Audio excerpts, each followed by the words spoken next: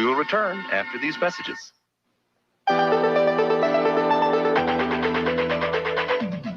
Constructs, you build the alien.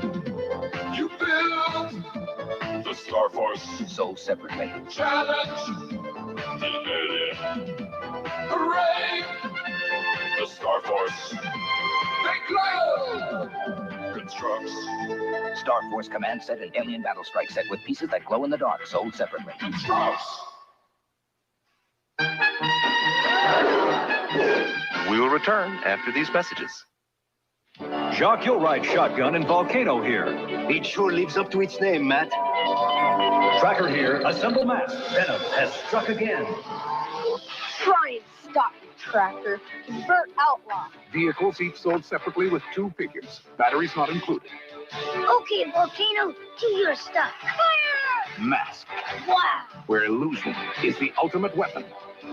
Mask, Volcano, and Outlaw. Each sold separately. New from Kenner. Here are a few words about Levi's jeans and shorts.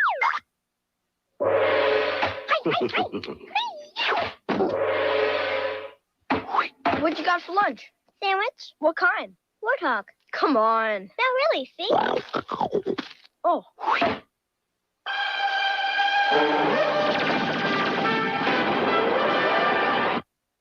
Levi's.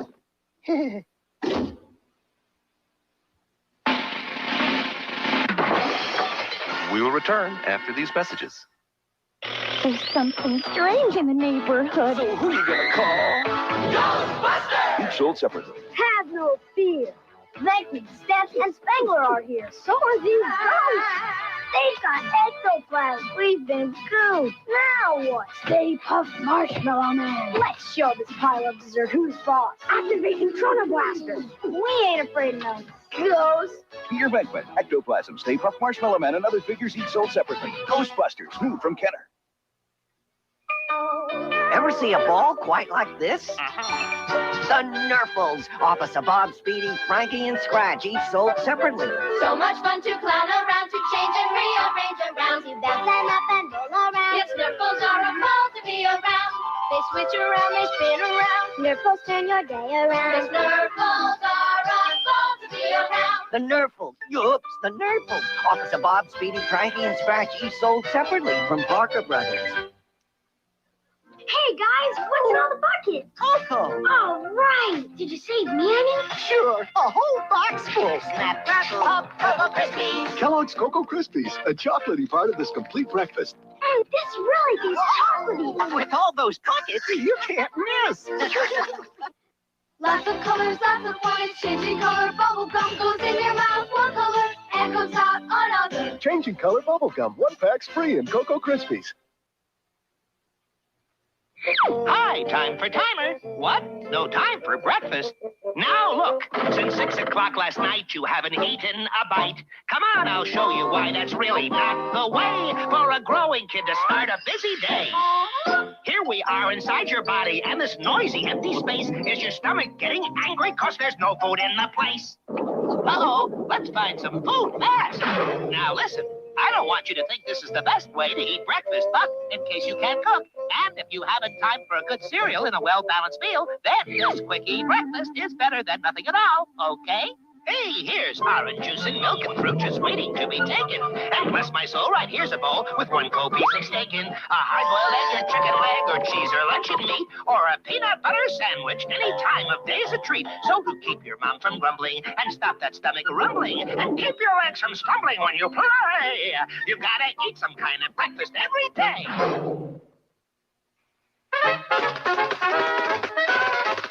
We will return after these messages. What's next on the lineup? A station break. We'll take over. Have you DJ'd before? No. No? But we do a morning talk show all the time. Snap makes the snappiest sound to do. Crackle gets you cracking 'cause it's crispy through and through. There's no stopping once pop starts popping. Snap, crackle, pop, talking just to you. You've just heard Kellogg's Rice Krispies, the talking part of your complete breakfast. Morning listeners know Rice Krispies is a hit. If I hadn't seen it, I wouldn't believe it. Baby ponies dancing. Pony, baby pony, Pony loves performing in her leg warmers and tutu, and the others love to watch. My Little Pony, baby ponies. Love the baby bonnet, School of Dance. You dance wonderfully, My Little Pony. My Little Pony Baby Bonnet School of Dance comes with Baby Half Note, other baby ponies sold separately from Hasbro. Keebler presents the appealing taste of baked potato skins in a crispy, crunchy chip. Potato skins got baked potato appeal, because they're made with potatoes and skins that are real. The Keebler elves make potato skins with real potatoes and real potato skins for a flavor with whole baked potato appeal. Cheddar cheese and bacon, sour cream and chives. Tasty baked potato, you won't believe your eyes. They're made with potatoes and skins that are real. Potato skins from Keebler, baked potato appeal.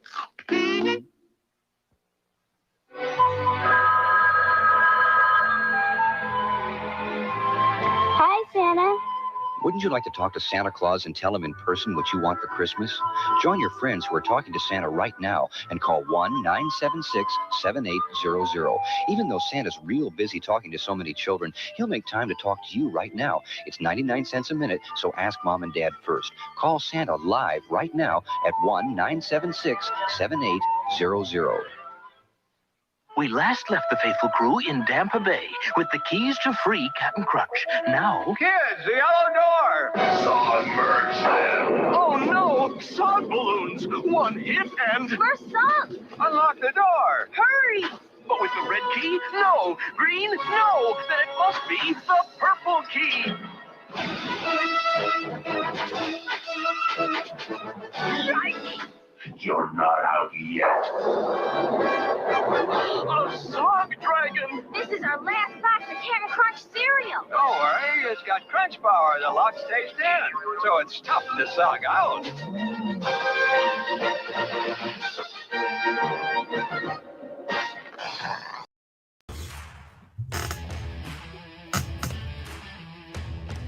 I may live through 2023.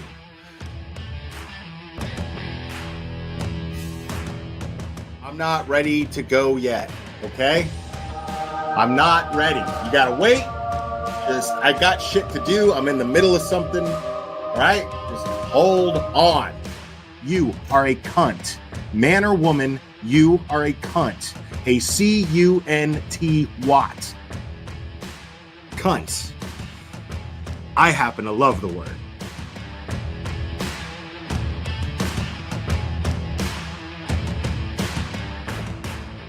Watch your mouth or don't come in here. Uh-oh. Uh-oh. Oh, yeah, people, come on, we're adults here. You know what? What is the point? Yeah, we're adults here. I got a fucking Burger King fucking thing on my head. We're all fucking adults here, guys. People in my chat, 2 words. What are they? 2 words. Let me see the chat flood. Let me see the chat flood. 2 words. Okay. Next caller. Please. Let's get into the meat and potatoes, which translate in American to dick and balls.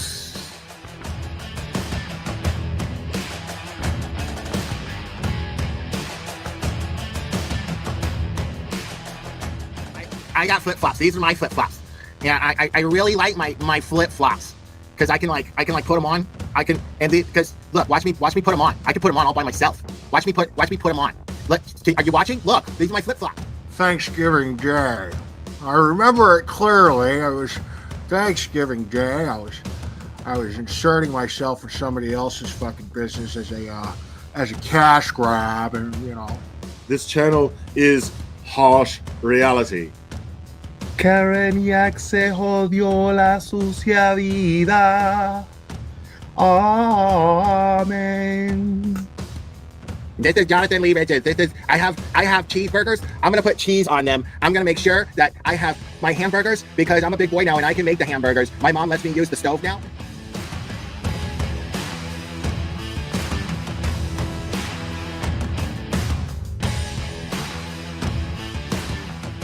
And I'm just like, wow, I like receipts, and they brought receipts. Like they had evidence to back up everything they said. And I'm like, okay, well, there's got to be another side to this, right? Like this can't. No, this is too fantastic. Yeah, because you're not going to just jump to the conclusion that there's a conspiracy amongst cops to cover up a murder. You know what I mean? Yeah, I mean cops and just like soccer moms and shit. Like that's what made it even crazier. Like, yeah, get it, Betty. Yeah, did you have a close relationship with your mom? Get it, Betty. Oh, of course, Get I it. still do. Yeah.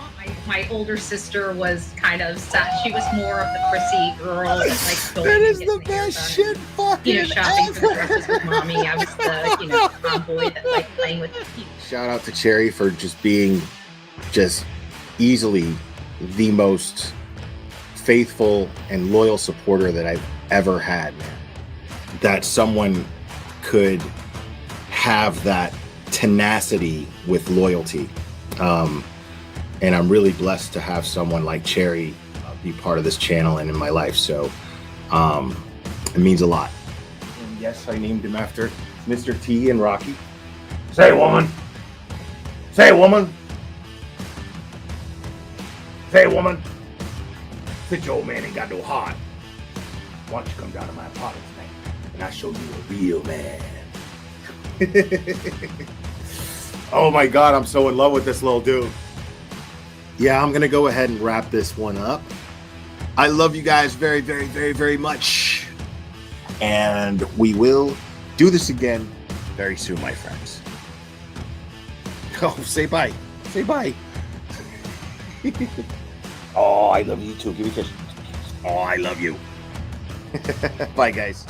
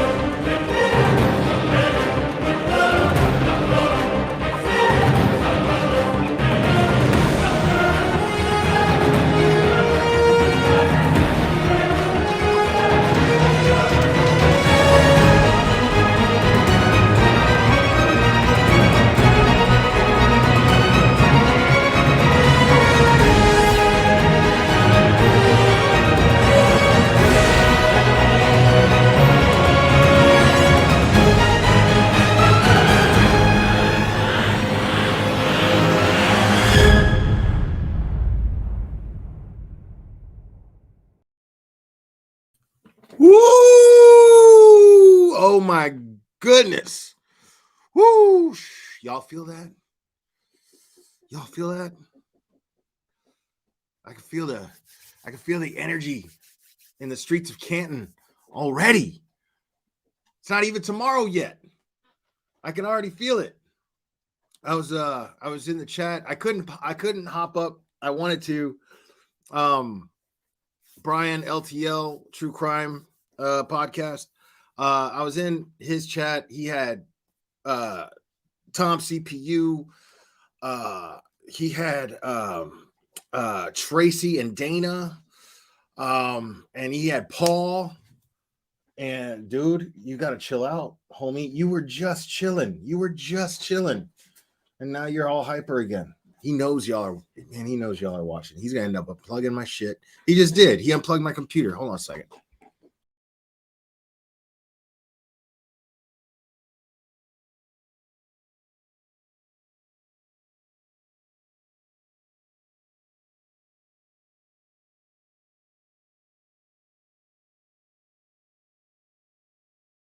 So as long as I got Clubber here, this is gonna happen probably a few times tonight because you could see him kind of in the corner here.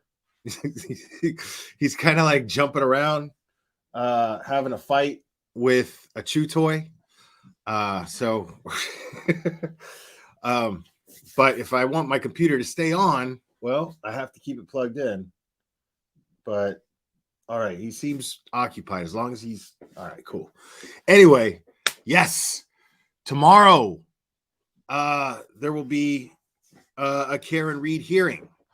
And dude, just migrate that way. Come on.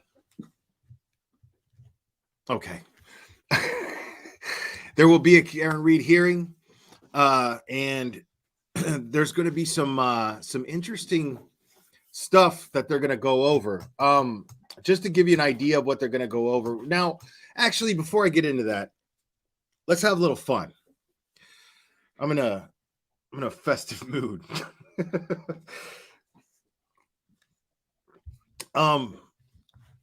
So ever since I started following this case, I've been more active on Twitter than I ever have been. If you follow me on Twitter, then you'll see that's absolutely true. Like I'll post once in a blue moon on Twitter, and I just can't help it. Now, I'm kind of proud of myself, though, because I very much limit. I remember when I first started discussing true crime, following true crime, before I was on YouTube, I started off in Facebook groups, right? And there was this one case, which is like the birthplace of the Krama community. This one case is the conception of the Krama community, and I damn it with everything in my being. I damn its soul to hell with everything in my being, because of its conception of the Krama community. And that case is the Chris Watts case where he murdered his wife Shanann, and she was pregnant with little baby Nico, and little Bella and Celeste, two little girls. And oh man, yeah, it's a really, yeah, Clever is totally fucking shit up. And he's unplugged my computer again. 1 second, y'all. I don't know why I'm gonna keep doing that. I have to keep doing this.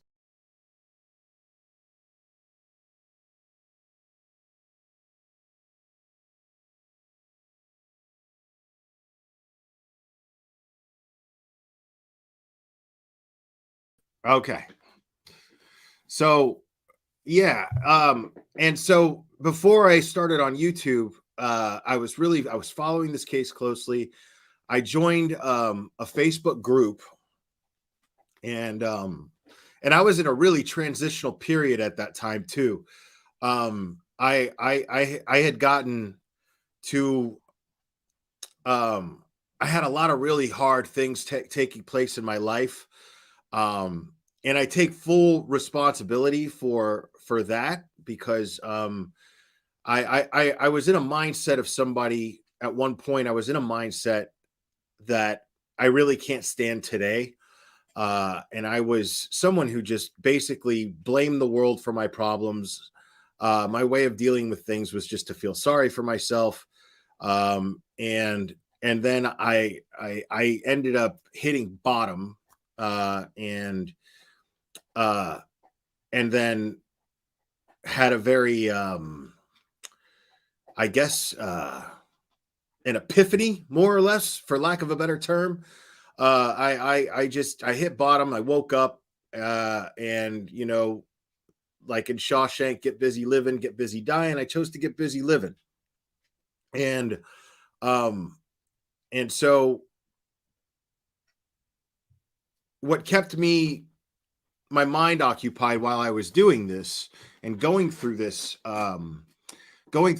transitional period, and this transition itself, was the acronym that I thought of for myself, to just bullet points, something to try at. I'm not preaching that to nobody. I'm not saying I'm perfect and I practice this flawlessly. I definitely don't. Which is this, that Cherry posts. You'll see her post that in the chat quite a bit. And those are just bullet points of how I try to live my life. And, you know, nobody's ever going to get that perfect, but if you make a conscious effort and try, it's definitely more likely that, at least for me, I'm not saying for anybody else, for me, it helps me be happier. It helps me manage my depression. It helps me manage my anxiety.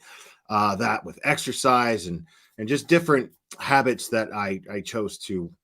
And it's funny, you know, a lot of people think of habits as very material things, worldly things that we create habits with, but the worst habits are our attitudes and how we look at things. And my attitude was shit. Again, I really was someone who, like I said, blamed everyone else for my problems. I was never accountable for anything. Very woe is me. And nothing gets shit done. You know, shit doesn't get done when you have this attitude for yourself. And if you choose to live like that, that's your business. I'm just the kind of person is, if I smell that shit, I'm out. I'm out. I've also chosen to try to surround myself with more positive, creative, productive people. And I've done this. I've done terribly at this in the YouTube true crime community. I did not practice this at all. And I did not realize it. And so it's just a lot easier to be more productive when you surround yourself with productive people. And so I'm separating myself from a lot of people in this community who I don't necessarily dislike, but I just find that it's kind of gone nowhere. And it's time to move on. It's not personal to a lot of them, but it's not done me any good. So, so now, having said that, while I was going through this transition, I was part of a Facebook group in the Chris Watts case when it was fresh. And then I added a lot of insight as far as my personal opinions go in this group. And then eventually I was made an admin of this group. And then I discovered YouTube after the fact, after he was sentenced, everything. And then I got with some of the wrong people again. I was so naive to think that people actually cared about these cases. And there are some people who do, but I thought that everyone did. What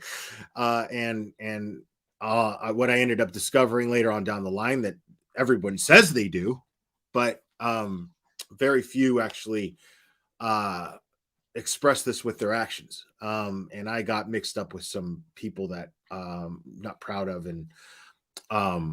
And I've since, I said some regrettable things, but I've since made, I wouldn't say friends, but become on very good terms with certain members of the Ruchek family. Bygones are bygones. I've publicly apologized and then I've gone on with my content, and it's been years since this has happened. But still bad habits, but one thing I learned about myself since I started going on Twitter is I engage a lot less. I engage a lot less. Like, people are picking arguments with me on there all the time, man. And I engage a lot less. Whereas when I was on Facebook, during the Chris Watts case, you could not win an argument with me, because normally I'm not going to argue. And this sounds arrogant, I realize that, but I don't argue with people unless I'm absolutely sure of my position. If I don't know what I'm talking about, I won't argue it, but if I'm so sure of my position, I'm going to get the last word. I am that stubborn. And so it's exhausting to do that. And what's really fun is learning all of this about myself. What's really fun is you could really, if you're a veteran and having these fights with people in chats and in Facebook threads or social media threads, if you're a little bit of a veteran, you could spot the people who really don't know what the fuck they're talking about. One of my favorites is when the argument ceases to be about the issue at hand and then becomes about the two of you who are arguing, or you, right? Or in a lot of cases, them. Well, this is my favorite. Like, I will make a point that you can't argue with, and then I would get somebody that person would say, well, you know what? You're snarky, just like my abusive, narcissistic ex-husband. You're so snarky. And then I'm like, okay, well, that's your argument. That's it right there. That's all I need to know is this is personal. You see something in me that reminds you of something traumatizing to you, and this is where you have to go, because if you actually felt this way about your opinion, and if you had conviction behind your opinion, you wouldn't need to get personal. You wouldn't need to make jabs, or you wouldn't need to victimize yourself, to make yourself out to be a victim in the exchange, simply because you didn't like my answer that you couldn't argue with. So this happens quite a bit. Now,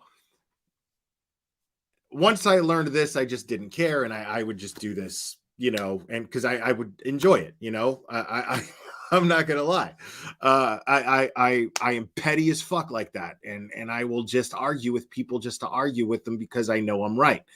Now, if I'm wrong, I don't bother arguing with them. But now on Twitter, I find myself where I'm just like, why even, like, just cut out the middleman? I already know. I already know that this person either didn't look at documents or cherry picked things out of the documents in order to make their argument, or they didn't even bother, they just don't understand anything and are completely misinterpreting it. And I love it when it's educated people who do this. This is my favorite. There's this dude, we've seen him in the chat. I think he's got some stupid fucking handle. I can't even remember what his stupid fucking handle is. Bill something. Who gives a shit, right? But there's one particular point that can't be argued with. It can't be argued with. Yeah, Thunder Muffin. Yeah, Thunder Twat. It can't be argued with. And I made this point on Twitter. But for the most part, I mean, I had one lady flip out, and when I responded to her immediately, she didn't even, I mean, I gave her the go to have at it with me, right? I gave her the go. And then she immediately already went to, just the fact that you're just now responding to me tells me everything that I need to know about you. And I was like, wow, the fact that you went there tells me everything I need to know about you. So that was just beautiful. Dude, you keep sitting right on my power cord, bro.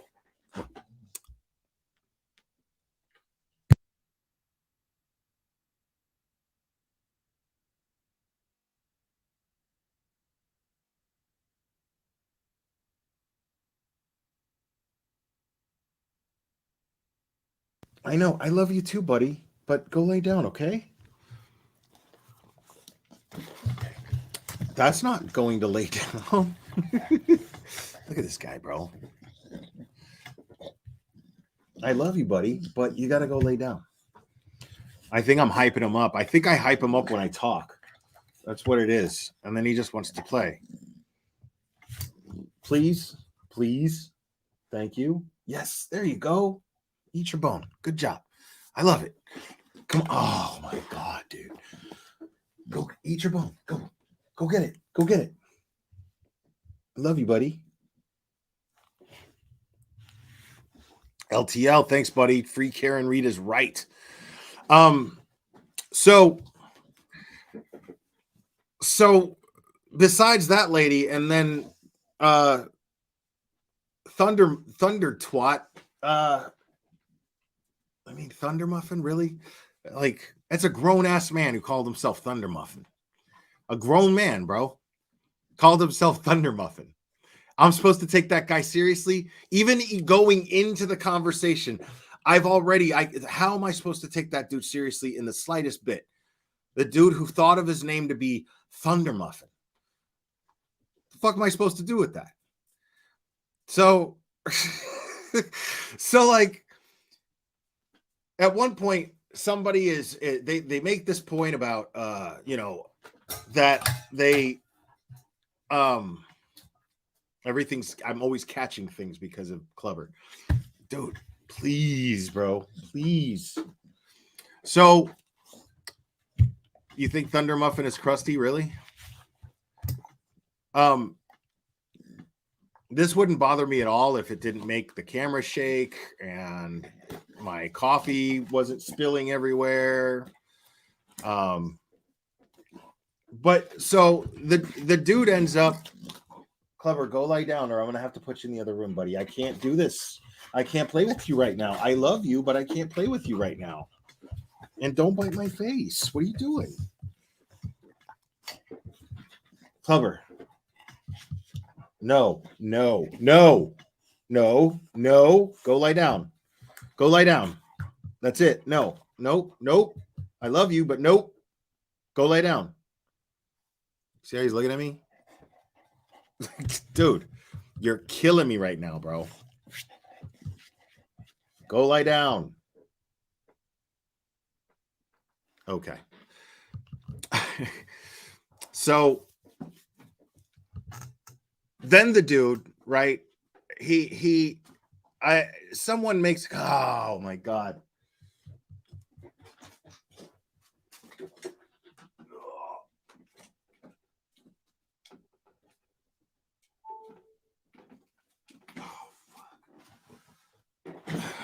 All right.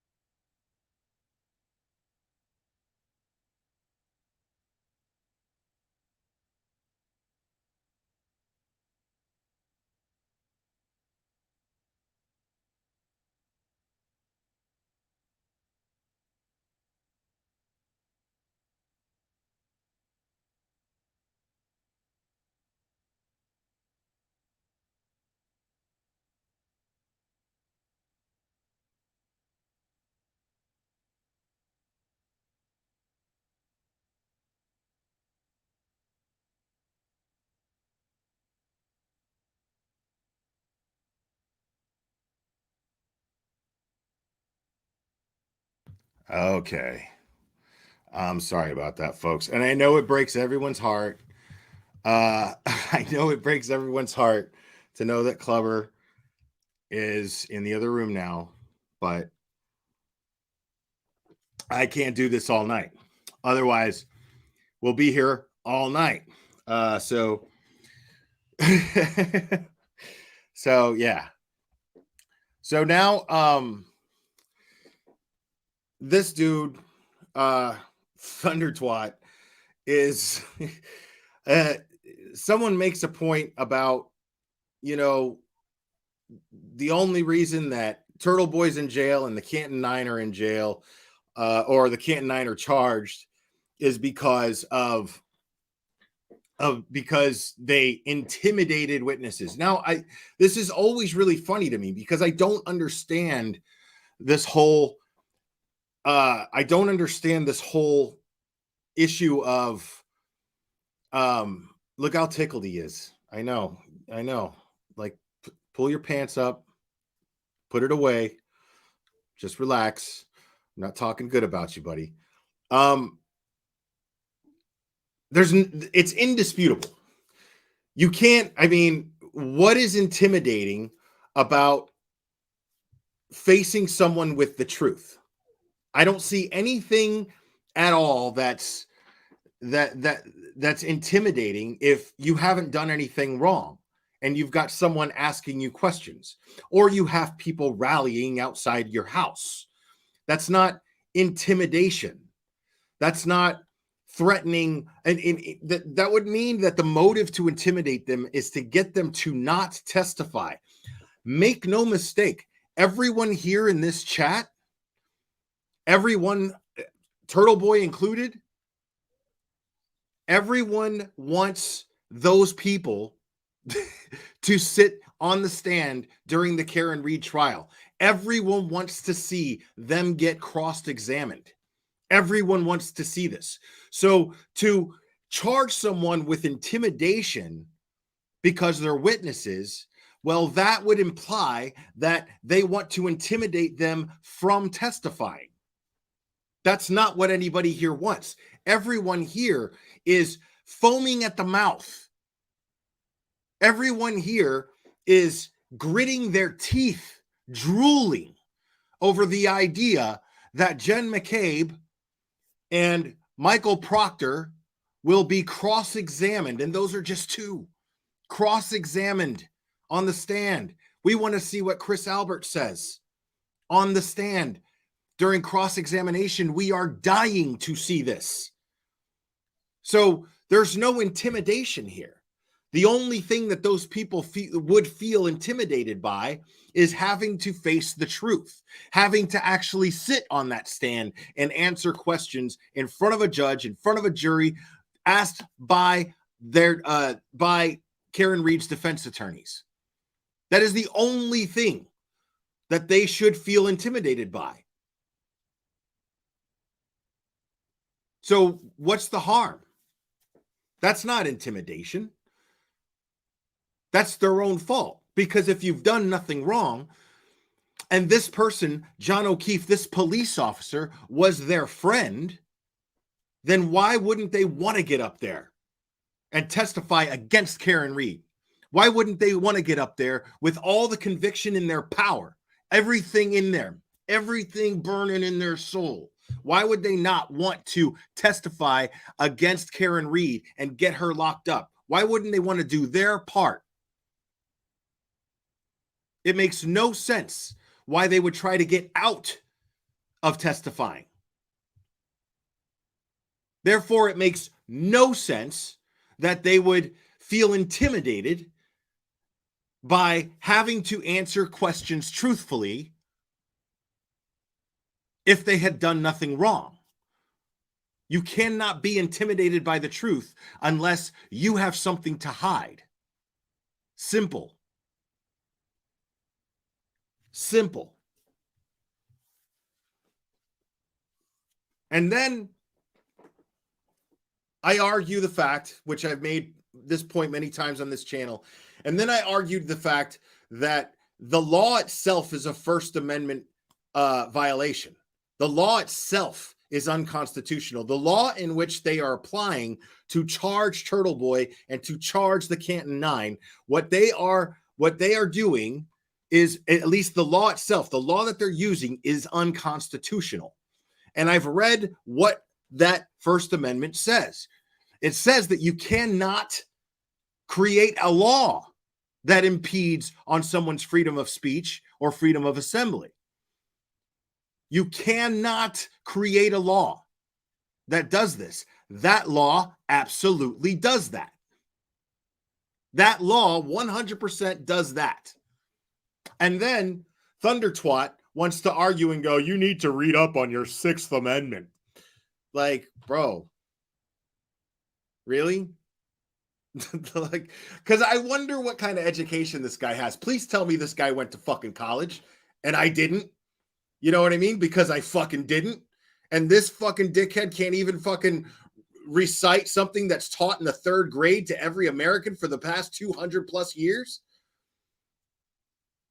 This dude cannot understand. He goes, oh, the First Amendment does not trump the Sixth Amendment. Bro, The Sixth Amendment is designed to protect the defendant. The Sixth Amendment states that the defendant has a right to a speedy trial and an unbiased jury. But here's what's funny about that is they would have to argue that. The prosecution can't argue that for the defendant. Or at least they would be stupid to.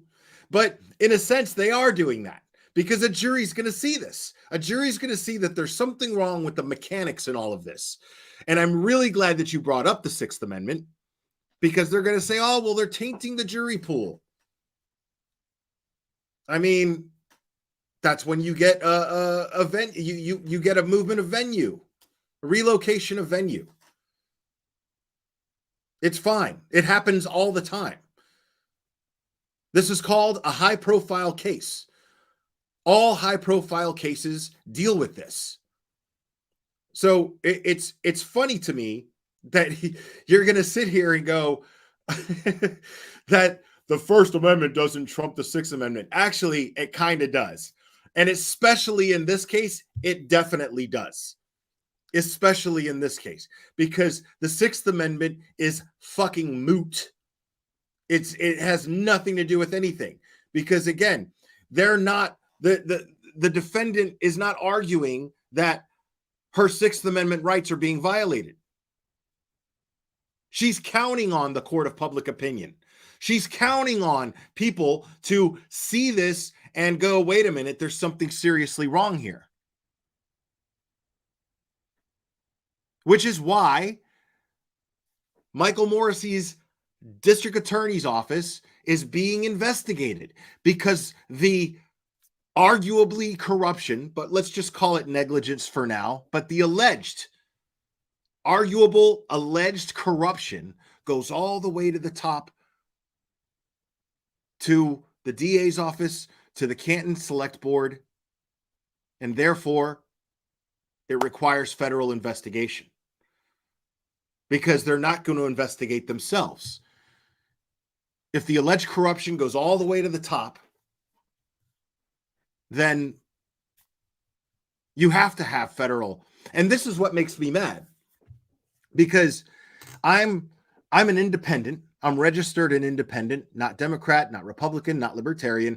I'm registered a independent as a voter, right? And that's because I might see something I might like. Here's the thing: is I lean socially sort of over to the left on social issues. I lean a bit to the left, but more on a libertarian standpoint, not a Democrat standpoint, not a liberal standpoint.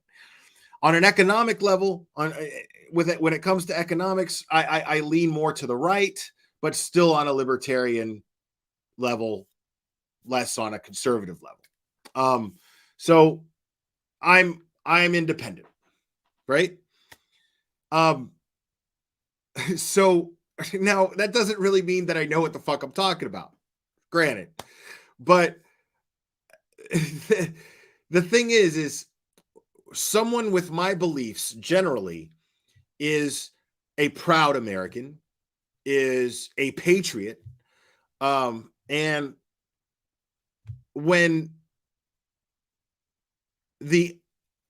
federal agencies have to intervene in something because corruption or alleged corruption goes all the way to the top, and we can't trust our local governments to govern themselves properly, and they won't listen to the people, and they're bullying the people to keep them quiet and shut them up,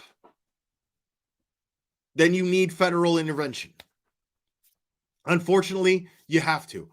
And I got to say that one of the things that pisses me off the most about this is the fact that this requires federal intervention, because I hate the fact that we need federal intervention for anything. I like the fact that we have different states, and within those states that can govern themselves, we have cities, we have counties, we have towns that can govern themselves as well, that are designed to govern themselves, still by the people. There is a voting system. There is a democracy that still takes place in all of these different, all the way down to a town. This always happens. This is everywhere. So when there has to be federal intervention, because we can't, because this is, you have to understand, this is on a trust system. This is on a system of trust. I was discussing this with someone today. This is on a system of trust. That's the beauty thing, that people don't really think about that for a second. But the federal government is forced, basically, via democracy, via liberty, is forced to trust each state, county, city, town to govern themselves without the need of federal intervention. Something's unjust when federal intervention takes place. We get pissed about it. We start asking questions. We go, whoa, whoa, whoa, whoa, whoa, wait a minute. Those of us who are patriots, those of us who love the ideas that America is based on, the building blocks of it, the skeletal system of what America is, we love that because that is the skeletal system. That is the foundation of our country. Made up of all of these bricks that are independently run by the people, states, counties, cities, towns, all of these things. So it pisses me off that Norfolk County requires this federal intervention, because that means that we are not evolving. These people have violated American trust. Because that's the thing, is we're thinking, well, this sucks for the people of Canton. This sucks for the people of Norfolk County. It sucks for the people of Massachusetts. Well, yeah, that's true. It's terrible. But it also sucks for all of the American people, because how many other counties is this taking place in? Do we have to wait till there's this crazy fucked up injustice, like an innocent woman being framed? Do we have to wait for that to happen? Because what that tells me is, for the most part, everybody just kind of, this was the final straw, but everybody just kind of was like accepting that this is how it was. Now, I don't live there. I don't know if that's fair to say, but I'm saying it seems like, in theory, until something really fucked up happens and people start probing, people are just going to go to their jobs, pay their rent, pay their mortgage, live their lives, and whatever, and then go vote, and then just accept whatever the outcome is when they vote.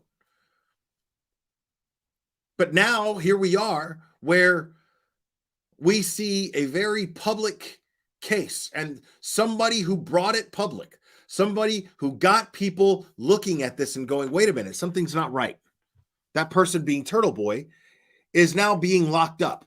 And you're going to tell me it's not just to shut him up? Why were people against an audit in that town?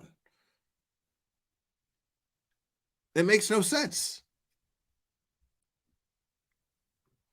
Oh, this is great. Just Joe. Thank you. Looks like you got knocked out by that X-girl. Here's a 5-spot for that G-string. Keep spinning on that Turtle Boy pole, Glitter. You're welcome. Worth it. Yes, if you have any lame fucking retarded insults, just super chat them $5. Super chat me $5, $10. I'll highlight them. I promise. I will. I will absolutely highlight them every time. Every time. If you want to express yourself and have it highlighted as to how moronic your side of things is, and giving the example of what the behavior is to expect from people with no argument, then please, by all means, super chat them and I'll highlight them. Okay? So, I mean, now,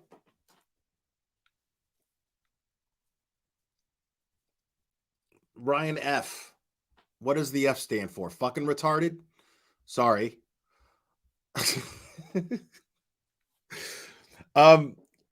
So anyway, yeah, you're on the wrong channel, homie. What's up, Tracy Ann? It's good to see you. You got here just the right time.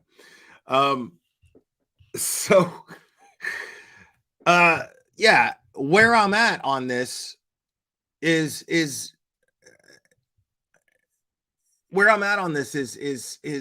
there's no argument here. Like, you realize all of your arguing, you seem to be missing the one point, which is how can you intimidate witnesses to simply follow a subpoena? To simply comply with how can you intimidate? Is the subpoena not enough of intimidation? Why is Turtle Boy in jail for intimidation? How can you intimidate witnesses to what? Comply with a subpoena? That's I mean, the argument is ridiculous. It's just plain stupid. The argument is absolutely asinine. That Turtle Boy intimidated witnesses. To do what? To do what? Where's the motive?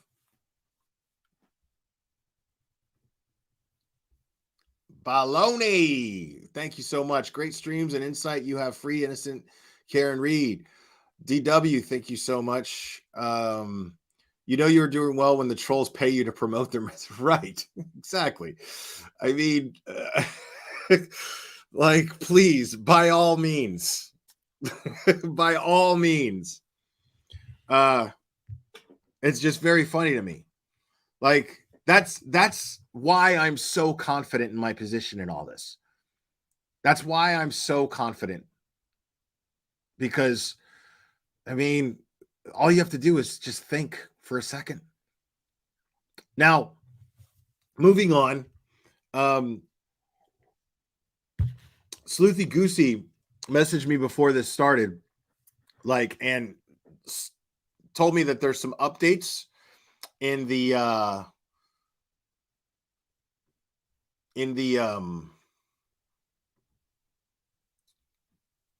spreadsheet that she made.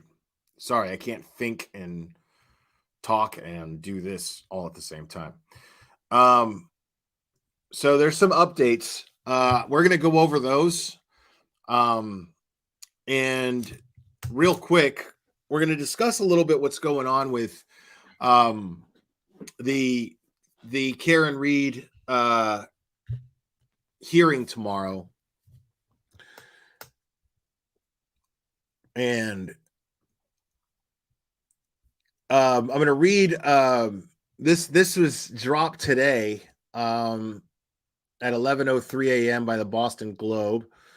And it says Karen Reed's lawyers want judge to unseal Norfolk District Attorney's letters to federal authorities about the murder investigation.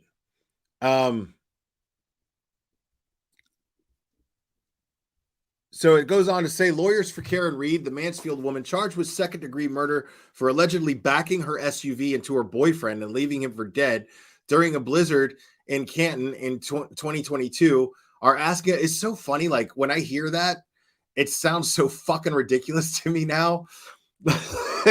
Like, knowing everything that I know, when I hear that worded like that, a woman accused of backing her SUV into her boyfriend, who's a police officer, and leaving him for dead, sounds fucking crazy to me. And it's because, now it wouldn't if I didn't know everything that I know about this case at this point. But, like, it sounds insane. It sounds stupid as hell. Now, like, what? What? So it goes on to say,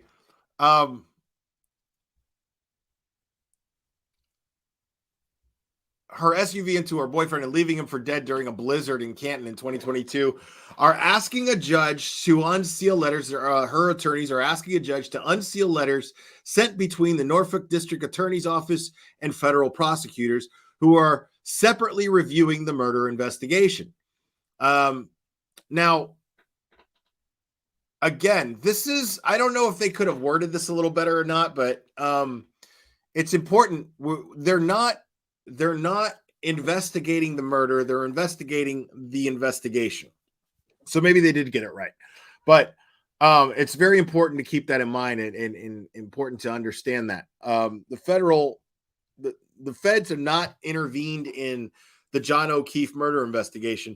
They're intervening into the investigation that took place. They're intervening on who conducted the investigation and how it was conducted. That's what they're chiming in on. Not they're not trying to solve the John O'Keefe murder. In a filing submitted Tuesday in Norfolk Superior Court, attorneys for Reed said that on December 4th, District Attorney Michael W. Morrissey's office provided them with a notice of discovery, which is evidence prosecutors must provide to a defendant before trial, along with 6 letters exchanged between Morrissey's office and federal authorities between May and November. Okay. So apparently 6 letters exchanged between Morrissey's office and federal authorities, and they want this unsealed. Now, I don't know that. See, I find that interesting because I don't know offhand. I can't think of why that would be relevant in Karen Reed's trial necessarily, unless it's just simply to discredit Michael Morrissey's office. But I don't know. Like, I'm not a lawyer, but I feel like, I mean, I don't know how great of a move that is. You know what I mean? Because I feel like there's enough to focus on. And again, I don't know any better. I'm not a lawyer. I'm not a cop. I don't know. But I feel like there's enough as far as the actual investigation goes that the defense can use to argue and discredit the DA's office. So I don't know how effective that's going to be. But again, this isn't all this stuff is not happening in front of a jury. So a jury is actually not seeing these letters becoming unsealed. The jury is going to see the result of whether or not, I mean, if they're sealed, then they're sealed, and the jury won't know shit about them. But if they're unsealed, then Karen Reed's defense team may actually use them and talk to the jury about it and show the jury. But I feel like there's enough. I mean, just to go straight for the jugular of the prosecution in Michael Morrissey's office, I feel like that could take a detour in theory, rather than when I say that there's enough for, to show that there was enough mistakes in the Karen Reed, or I'm sorry, in the John O'Keefe investigation. It just seems like, unnecessary. But I could see, I mean, but at the same time, it could just be something they want to uncover it and they want it unsealed just in case they want to use it later. I mean, because it's powerful. It's definitely powerful. They know the contents that are in the letter. I'm not going to be able to tell you the contents of the letter because it's sealed, but the defense knows what's in the letter, what's in those letters, and they allege that it implies something here. So, one second.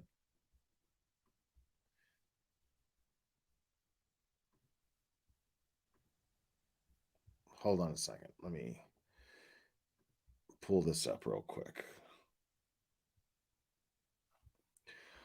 Oh, Turtle Boy has a new post. We'll check that out. We'll check that out later. Thank you. And hold on. Thank you, Anna NM238. Appreciate it.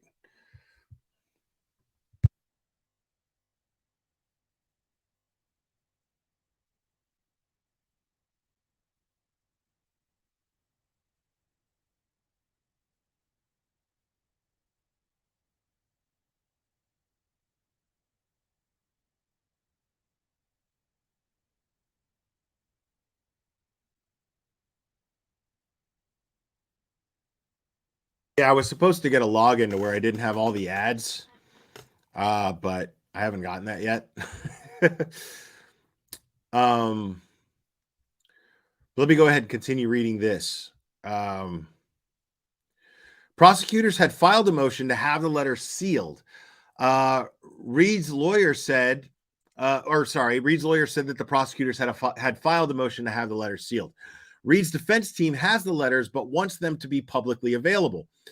They're quoted in saying, since the letters are in the public interest and since the Commonwealth has not met its burden in establishing that an exception to disclosure rules applies, the letters, like every other non-impounded document in this case, should be available for public review and scrutiny, the lawyers wrote.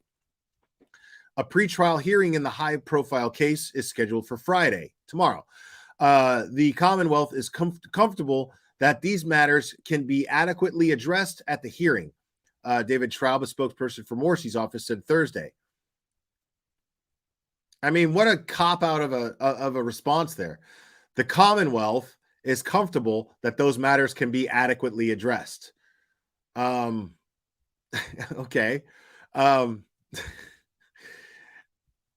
According to Reed's lawyers, the letters contained communications between Morrissey's office, the U.S. Attorney's Office for Massachusetts, and the Justice Department's Office of Professional Responsibility. So that's interesting right there. So according to Reed's lawyers, the letters contained communication between Morrissey's office, the U.S. Attorney's Office for Massachusetts, and the Justice Department's Office of Professional Responsibility. So they're being investigated. I mean, think about that.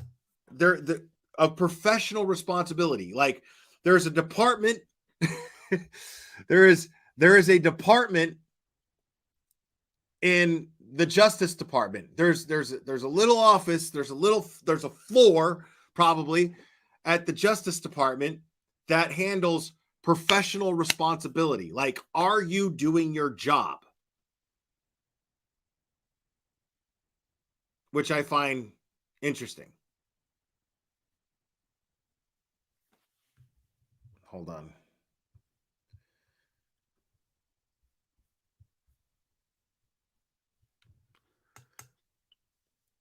Okay.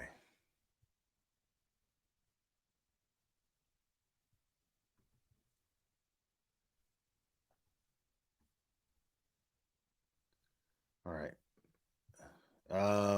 Okay. Thank you, Cherry, for that.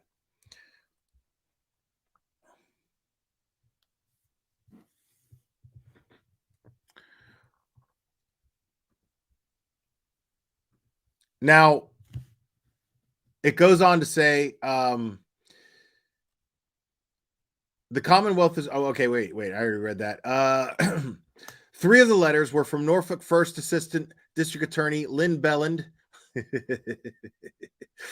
and amounted to fishing for federal grand jury materials under the guise of fulfilling discovery obligations, according to Reed's lawyers. The U.S. Attorney's Office has not publicly confirmed the convening of a federal grand jury investigation into the Reed case, though Morrissey had said federal authorities are reviewing the matter.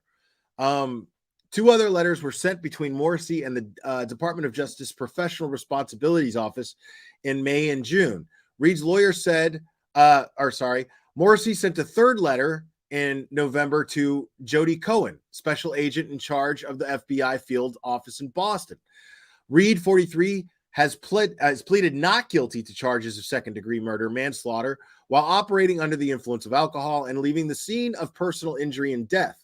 Prosecutors said she ran over John O'Keefe, a Boston police officer, outside a Canton home early in January 29, 2022, after a night of drinking. The state medical examiner's office determined that O'Keefe, 46, died from multiple head injuries and hypothermia. Now, we already know all this stuff.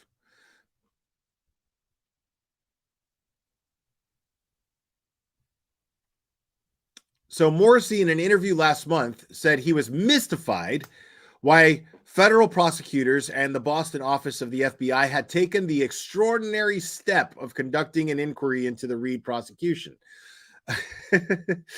Wow. This is an outrage. I have no idea what's going on and why this is happening. He says they don't have any jurisdiction over state murder trial. So this is an extraordinary step on their part, which is a nice way of saying this is none of their fucking business and they need to leave this alone. But if you hadn't conducted your investigation so shoddy, then they wouldn't be stepping in, dickhead. Pastor Gravy says, I'm not worried because I have the utmost confidence in what we've done and what people have told us. Okay. Pastor Gravy said he dates the federal involvement in the case to April when Rachel Rollins was U.S. Attorney for Massachusetts. Rollins resigned May 19th amid a pair of ethics probes that found she misused the power of her office. Nice little patsy they got going there. Since the spring, Pastor Gravy said he has offered to meet with representatives from the U.S. Attorney's Office and FBI agents to address any concerns they might have about the Reed case, but that they have not done so. There have been communications by a variety of people, including myself, to both the FBI and the U.S. Attorney's Office to encourage them to come and speak with us, Morrissey said. They have not taken us up on the offer. The U.S. Attorney's Office has declined to comment on Morrissey's remark. So that's what we're going to do. We're going to just make the FBI look bad. They're going to say, well, we had nothing to hide. We said, come talk to us. That doesn't mean that they're not, that doesn't mean that they're being unfair. They're saying, well, we don't need to talk to you to get the information that we need. We'll let you know when we do. That's what the FBI is basically saying. That's what any cop would say to any suspect, any person of interest. They'll say, when we need to talk to you, we'll talk to you. Okay? Just sit tight. Just relax while we dig up the stuff that you don't want us to find that you're going to try to misdirect us away from.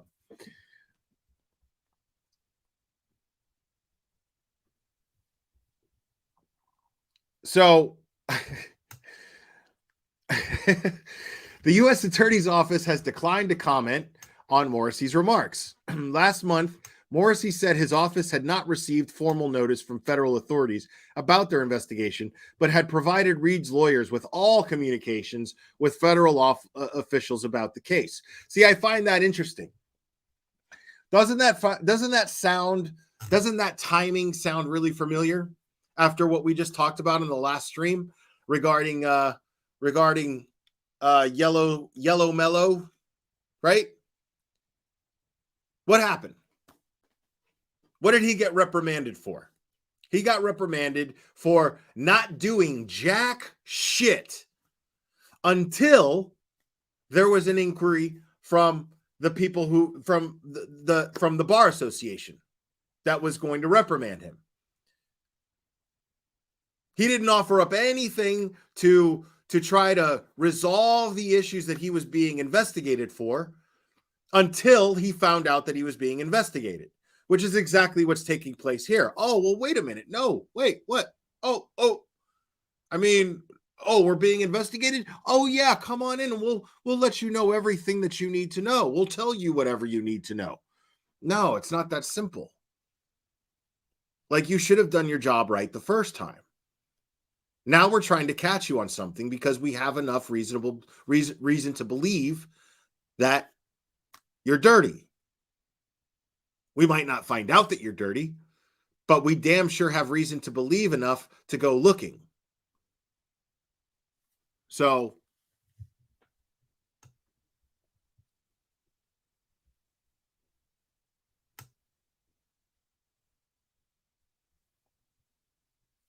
in their filing Tuesday, Reed's lawyers said the discovery notice from Morrissey's office field last month apparently quotes portions of correspondence between Belland and acting U.S. Attorney Joshua S. Levy. Reed is free on bail. Her trial is scheduled to begin in March. Records show.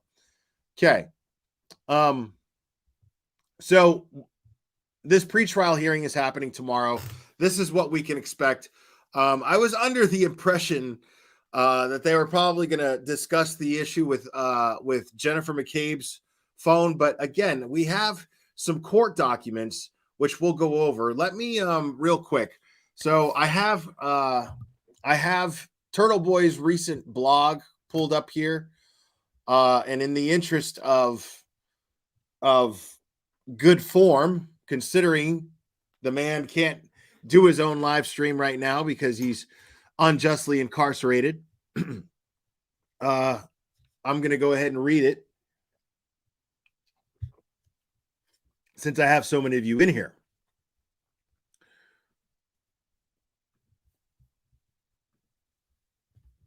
So here it states, Canton cover-up part 262, Commonwealth opposes motion to make public emails showing them being scared of official investigation. Oh, God. These pop-ups, man, they annoy the shit out of me, dude. Tomorrow, Karen Reed's attorneys will be arguing a motion to make public communications between the Norfolk DA's office and federal authorities. There are reportedly 6 letters from May to November 22nd that have been impounded by the DA's office. Okay, that's something else. One letter on November 22nd from DA Michael Morrissey to Boston FBI Director Jody Cohen, which have not been revealed, based on information obtained 2 days before Turtle Boy's arrest. It is believed that Morrissey wanted to know which of his state troopers were under federal investigation. Now, again, notice that he's wording this very carefully, okay? Turtle Boy's wording this very carefully. He's not saying that this is fact. He's saying it is believed, okay? So before any of you start saying, oh, well, Turtle Boy's spreading misinformation, blah, blah, blah, blah, blah, blah, blah, blah. See, this is what I'm talking about. Again, send me your address. Why do you want my address? For what? What would you want my address for? See, that's another thing. One thing I've learned in the Krama community is you idiots who have no argument and know you're wrong and have nowhere to go with your argument, you want to go real life. You want to find out where people live. You want to find out who they are. You want to find out who their family is. You want to find out where they work. You want to find all this stuff out. You want to find all this stuff out. And all it does is show that you have no argument. Bottom line. It's what it shows. So, so keep talking. Because more and more people keep coming in here. More and more people get to see and use their eyes as to where credible information is coming from and where shitbag cowards who want to go real life are coming from. That's all we need. That's all we need to get people to wake up and see that there is an absolute injustice taking place in Canton when it comes to the Karen Reed case and when it comes to the Canton 9 case and when it comes to the Turtle Boy case. It's all we need. All we need are idiots like you to continue to show your ass.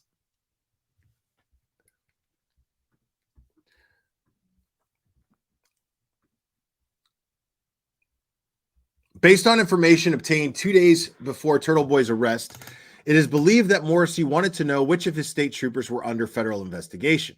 Sources report that Lieutenant Brian Tully has attempted to speak with at least 2 women who he believes to be associates with Turtle Boy. He has specifically asked them if Turtle Boy had said anything to these women about Tully, Michael Proctor, or Yuri Bukaki. I say Bukaki, honestly, because it's funny and because I can't pronounce the dude's fucking name. So I'll read that sentence one more time. He has specifically asked them if Turtle Boy had said, oh, thank you so much, Richard. I appreciate the PayPal. I just saw that come through.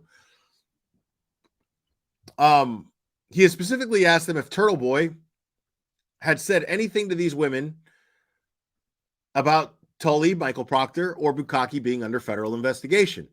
It's clear that the state police and the DA's office are frustrated with being left in the dark by federal investigator. The FBI would not inform them if they were targets of the investigation. It is also reported that the DA's office is looking for dirt on U.S. Attorney Josh Levy. Specifically, Tully recently inquired with a woman who has reported to us that he wanted to know if Karen Reed regularly speaks with Tully. Levy is a known reformer and straight arrow who has been leading the investigation into Morrissey's office. Morrissey has expressed frustration that he cannot control Levy, which is why he sent the letter asking to speak to the manager of the DOJ. The new defense motions also reveal that ADA Lynn Belland requested any findings in the federal probe that could impact the state prosecution of Reed. You'll notice that every time I say Lynn Belland, Cherry, being a limey, laughs her ass off every time because she loves that word. So the new defense motions also reveal that ADA Lynn Belland requested any findings in the federal probe that could impact the state prosecution of Reed. Josh Levy responded saying that he understands the DA's office has important discovery obligations, but never gave them anything. This is hilarious because the DA's office is pretending that they want to make sure exculpatory evidence from grand jury proceedings that could clear Karen Reed be given to them. The same DA's office that has ignored mountains of exculpatory evidence, like Jennifer McCabe's 2:27 a.m. Google search. In reality, they just want to know the same thing that Tully has been asking strange women in Canton and Medfield about information on the federal investigation into his office. There is no legitimate reason for the DA's office to want to prevent these communications from being made public. However, they are only opposing them because it will reveal how desperate and helpless they are as the feds investigate them. I agree. Why else would you want them? I mean, that's the entire article there, folks. Why else would you want? Why else would you want them sealed? Why else would the DA's office want those sealed? It makes no sense otherwise that they don't want people to see how nervous they are about being federally investigated. They don't want the public to see this. It's bad for votes, and it's bad for morale. It's bad for the room that is already side-eyeing that one person that they know blew the fart. That's what's going on there. They're going like this. You know what I mean? And so as soon as everyone puts together that it was Michael Morrissey that just had a burrito, that's what they're afraid of. They don't want the room to realize that it was Michael Morrissey that just had the burrito. They're trying to cover this up because Michael Morrissey is absolutely the one who blew the fart, and everybody suspects it. Everyone suspects it. But those letters, man, those letters are basically a big fat Taco Bell receipt. So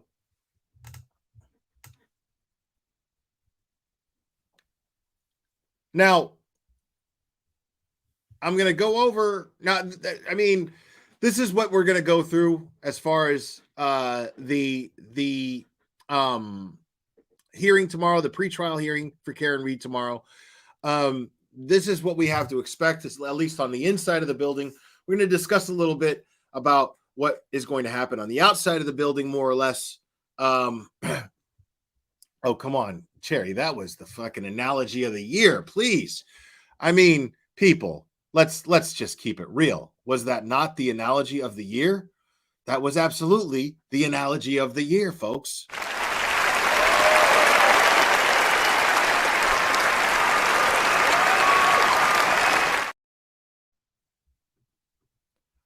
Thank you.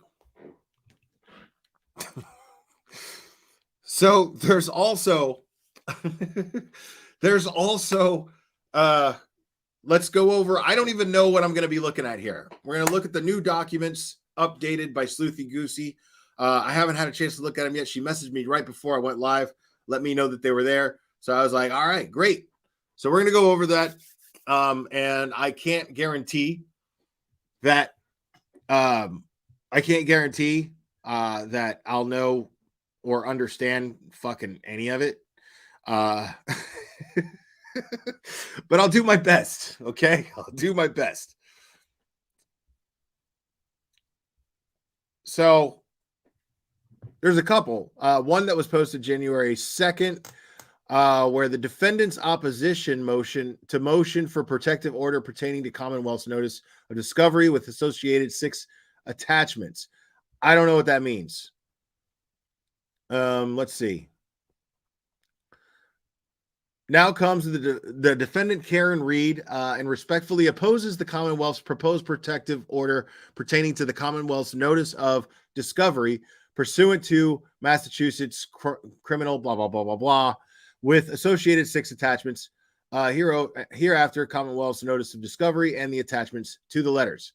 On the afternoon of December 4th, 2023, Defense Counsel received the Commonwealth's notice of discovery and 6 letters containing communications between the Norfolk County District Attorney's Office and the United States Attorney's Office for the District of Massachusetts and the United States Department of Justice Office of Professional Responsibility. Let me show this because this is the motions that we were just discussing. This is the stuff that's going to be addressed at the pretrial tomorrow. So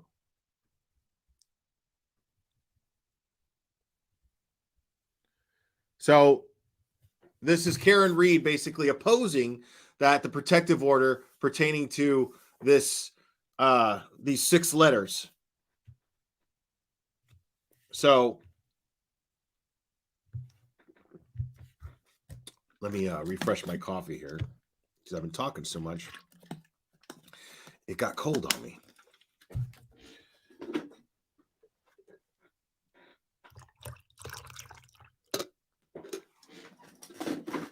And it's really cold down here, so it gets cold like really fast. Like that's almost ice cold already. And I just poured it from the pot, which sucks. So on the afternoon of December 4th, 2023, Defense Counsel received the Commonwealth's notice of discovery and 6 letters containing communications between the Norfolk County District Attorney's Office, the United States Attorney's Office in the District of Massachusetts, and the United States Department of Justice Office of Professional Responsibility. The Commonwealth then filed an associated motion for protective order seeking the prevent of any of these communications from being disseminated to members of the public. The same evening at 10 p.m., Boston 25 News was scheduled to air a 25 Investigate segment by reporter Ted Daniel. Mr. Daniel entitled the Norfolk DA pushing back on federal probe of Karen Reed case. We all saw this. We all watched it. In the televised segment, Mr. Daniel noted that Boston 25 News had submitted Freedom of Information requests that were denied by the Norfolk County District Attorney's Office on the basis of claimed privileged attorney work product, confidential personal information, and connections to an ongoing criminal investigation. These points were mirrored in the Commonwealth's motion for protective order, which similarly claims that the letters contain opinion work product, inter or intra-agency memoranda, and are exempt from the Massachusetts public record law pursuant by MGL, blah, blah, blah, blah, blah, blah, blah. Curiously, in a notice of discovery, unlike any counsel has seen before, the NDAO references and apparently quotes portions of the correspondence between United States Attorney Joshua Levy and NDAO First Assistant District Attorney Lynn Belland. Heyo, First Assistant Belland.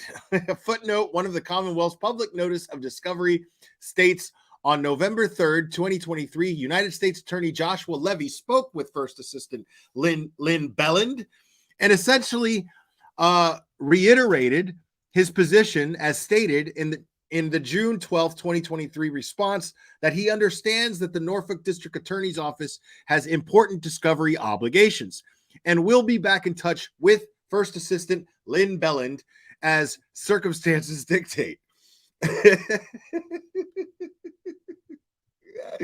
Y'all have to excuse me, but Belland is kind of like, it's like an inside joke between me and Cherry, and every time the word comes up, it's fucking hilarious. And the fact that it's somebody who works for Michael Morrissey it makes it that much funnier. And if you're British, you know what a bellend is, and it's that much funnier even still. So every time I hear the word bellend, and every time Cherry hears it, we lose our shit. So curiously, in a notice of discovery, unlike council, okay, we already read that.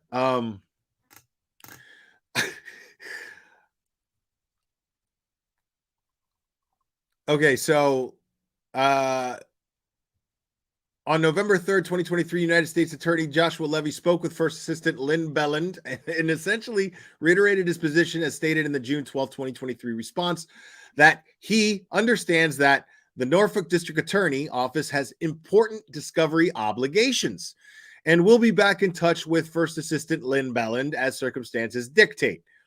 It would appear then that the Commonwealth does want some of the contents of the letters to be disseminated to the public. Specifically, the Commonwealth apparently wants the public and media to get the impression that the NDAO's communications with the USAO DMA are primarily a request for materials related to a federal investigation in order to facilitate Commonwealth's notice of discovery, to facilitate compliance with the Commonwealth's discovery obligations. This is absurd for at least two reasons. Oh man, I'm loving Karen Reed's attorneys. I'm just fucking loving them. First, as the first assistant and district attorney of Norfolk County well know, federal grand jury materials or other materials in the possession of the USAO DMA in an investigation involving no cooperation between the federal and state authorities are not within the possession, custody, or control of the Commonwealth per the meaning of Massachusetts, blah, blah, blah, blah, blah, blah, blah. If they were in the Commonwealth's possession, custody, or control, the Commonwealth would likely not have to request those materials from the U.S. Attorney's Office. Okay.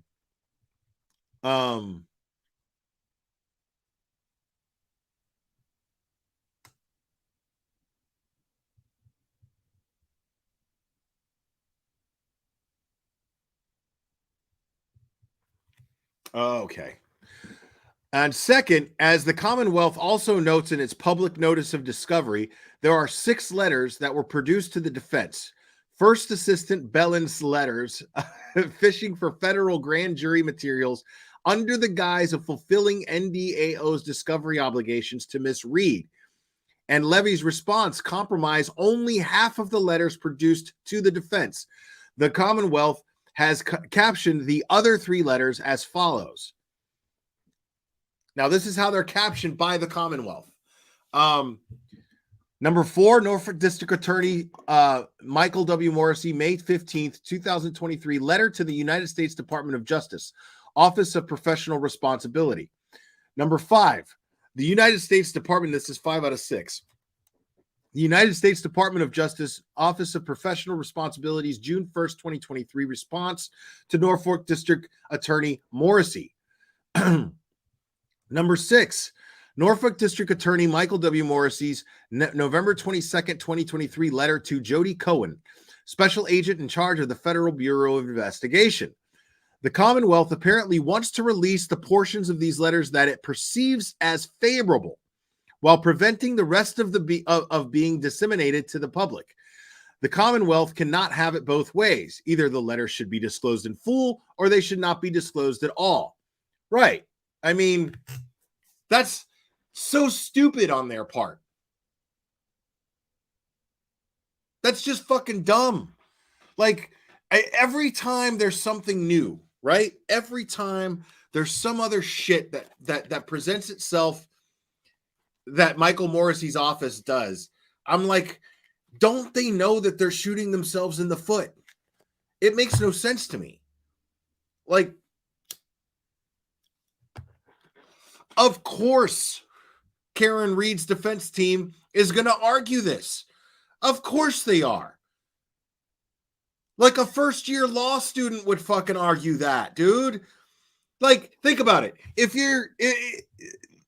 How is that not looking suspicious as fuck? A, right here, the entire meat and potatoes, the entire fucking subject the entire crux of this motion is the fact that the district attorney's office, Michael Morrissey's office, is being investigated by federal agencies, by the Department of Justice, the FBI.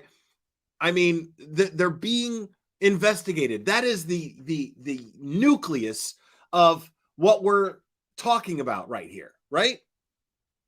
But these idiots, Michael Morrissey thinks it's a good idea, and this Belland, they think it's a good idea to redact, not redact, but to seal bits and pieces of these letters, right? And keep them sealed and fight to keep them sealed, right? Well, go ahead and release this. This is okay. We don't have a problem with this being released to the public, but this part, no, we want to keep that sealed. How does that not look suspicious as fuck? Explain to me how that doesn't look suspicious as fuck. I mean, just get the whole goddamn thing sealed. But they're like, oh, well, you know, let's show this part that makes us look favorable, right? Right, James Forbes. That's what I'm saying. That not only do they think that we're idiots, they think that the jury's idiots. They think the judge is an idiot. Like, most importantly, they think the judge is an idiot. And they think that Karen Reed's defense team are a bunch of idiots too.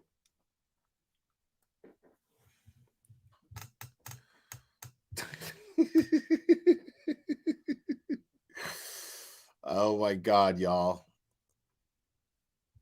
The one and only Cherry, ladies and gentlemen. The one and only Cherry, folks.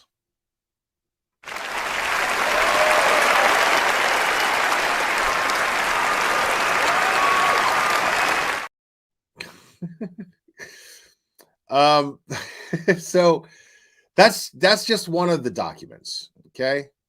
Now let's take a look real quick.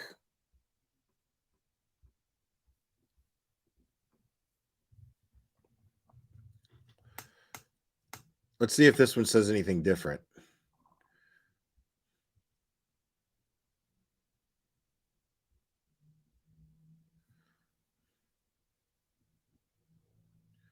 Okay.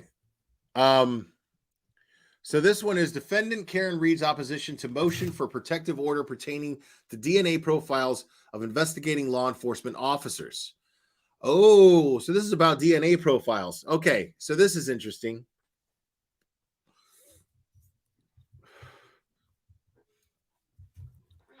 This is the fun stuff. On October 27th, 2023, the Commonwealth filed its motion for protective order pertaining to DNA profiles of investigating law enforcement officers. Hereafter, Commonwealth's motion for protective order or motion for protective order. In that motion, the Commonwealth proposed a 14-paragraph protective order pursuant to Massachusetts, blah, blah, blah, blah, blah, blah, blah. As noted in the Commonwealth's motion to compel defendant to timely provide any opposition. Hold on, I want to share this and show it. I was showing the last one. Let me show this one too. Y'all see that okay? No, you can't see me too much.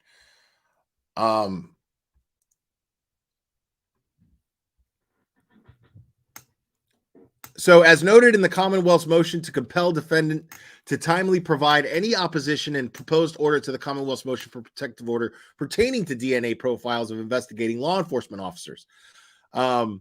Attorney Elizabeth Little indicated on October 31st, 2023, that the defense objects to the Commonwealth's motion for protective order pertaining to DNA profiles of investigating law enforcement officers and stated that the defense would file an opposition in advance of the next court hearing.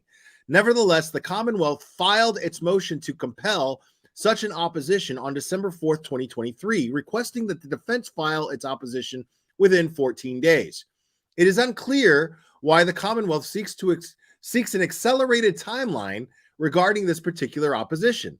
As an initial matter, this case is next scheduled for a hearing on motions on January 5th, 2023, and the defense had previously indicated that it would file its opposition in a timely manner ahead of that hearing. The Commonwealth, in its initial motion for protective order, stated, given the facts and circumstances, that the case and the sensitive and personal nature of the DNA testing, the Commonwealth requests that if the defendant objects to the proposed order, the court provide Attorney Lundgren, on behalf of Sergeant Bukaki and Trooper Proctor, an opportunity to be heard on the scope of the consent and proposed protective order. Presumably then,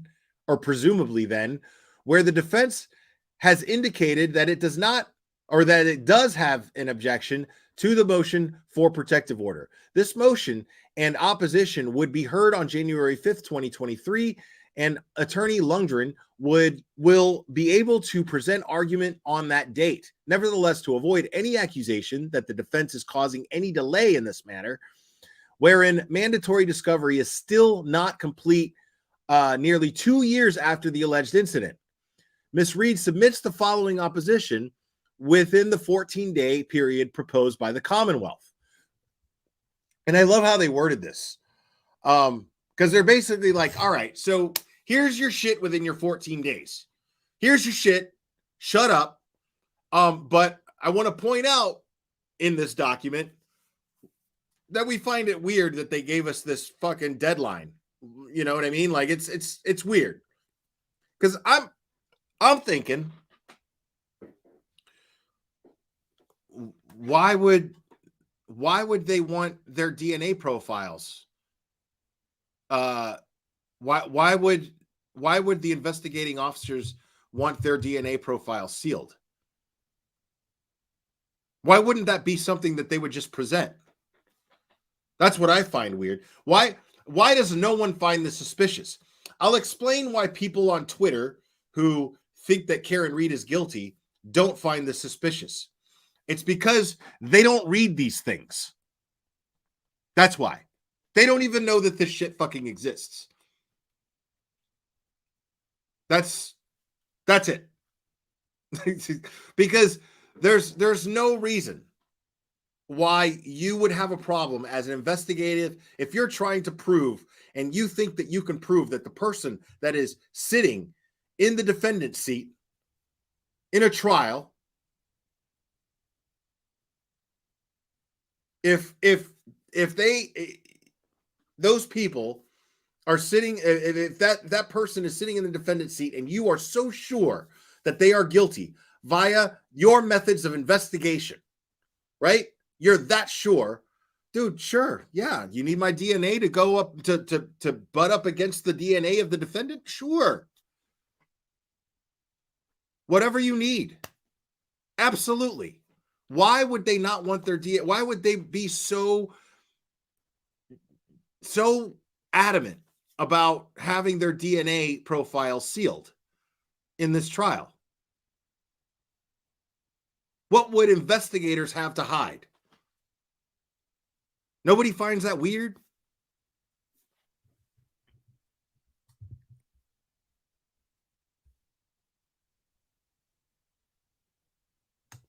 Right. I agree. That's absolutely 100% true. That's what I'm saying. Is this is the stuff that they don't want to address. This is the kind of thing that you'll see Olivia address on Twitter, and then everybody just attacks her because they're stupid and they have no argument. It's simple. I mean, like, if I understand this, if I understand this, it's pretty amazing. Like, if I could simply see something that simple, like, why would investigators have a problem with this being used in the trial?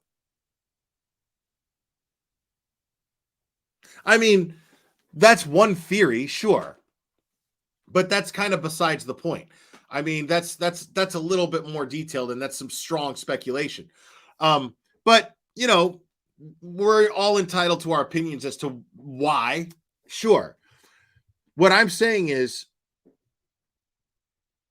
that's not even necessarily the reason why it's suspicious. What's suspicious about the fact that they don't want their DNA profiles to be unsealed is that they're the investigators. If they're trying to get to the truth and they're so sure that the defendant that they have based their entire case against is guilty, then why wouldn't they just volunteer their DNA? Makes no sense. If they had conducted their investigation properly and they were confident in how they conducted their investigation, as confident as Michael Morrissey is so publicly confident how they conducted their investigation, then why not just give up their DNA? What's the problem? Calamity Jade, thank you. I don't get, if they found an officer reason unknown deceased, why wouldn't they check the houses of other officers there to make sure they were safe in case a spree criminal was out? Wouldn't they care? I mean, yeah, I get that. And I appreciate it. Thank you, Calamity Jade, as always. I get that. But to me, that's like, I mean, again, I say this a lot, a drop in the bucket. You know, first of all, why wouldn't they fucking knock on the door of the house? Why wouldn't they knock on the door of 34 Fairview to make sure that everybody in the house was okay?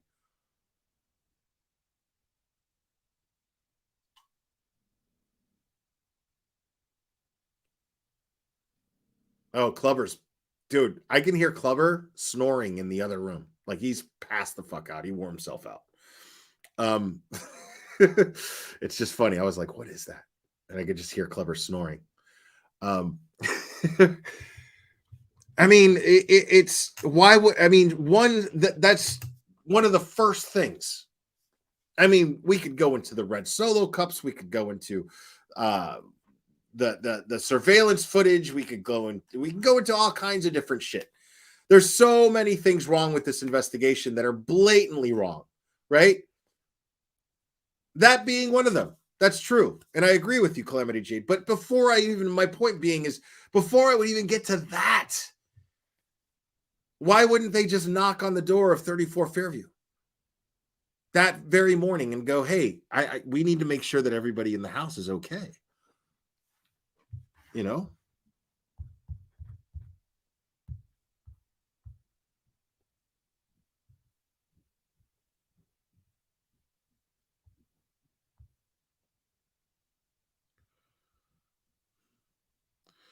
Oh, thank you.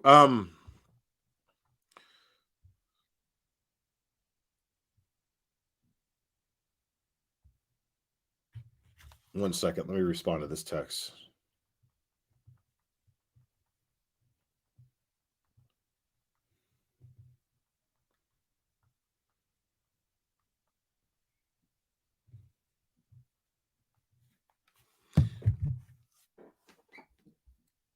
I mean, it's just insane that this is even like that they even had that they even had this sealed. It's so weird.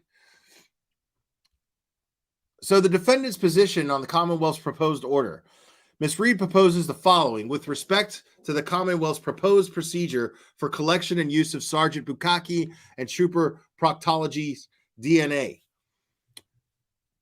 Ms. Reed requests that a law enforcement officer with specialized training in DNA collections who has no affiliation to the Massachusetts State Police, Boston, Oats and Honey, thank you so much. There's a man passed out on the lawn, right? Yeah, a man passed out on the lawn, which, by the way, yeah, there's going to be some stuff coming up soon, folks. Some interesting stuff coming up soon.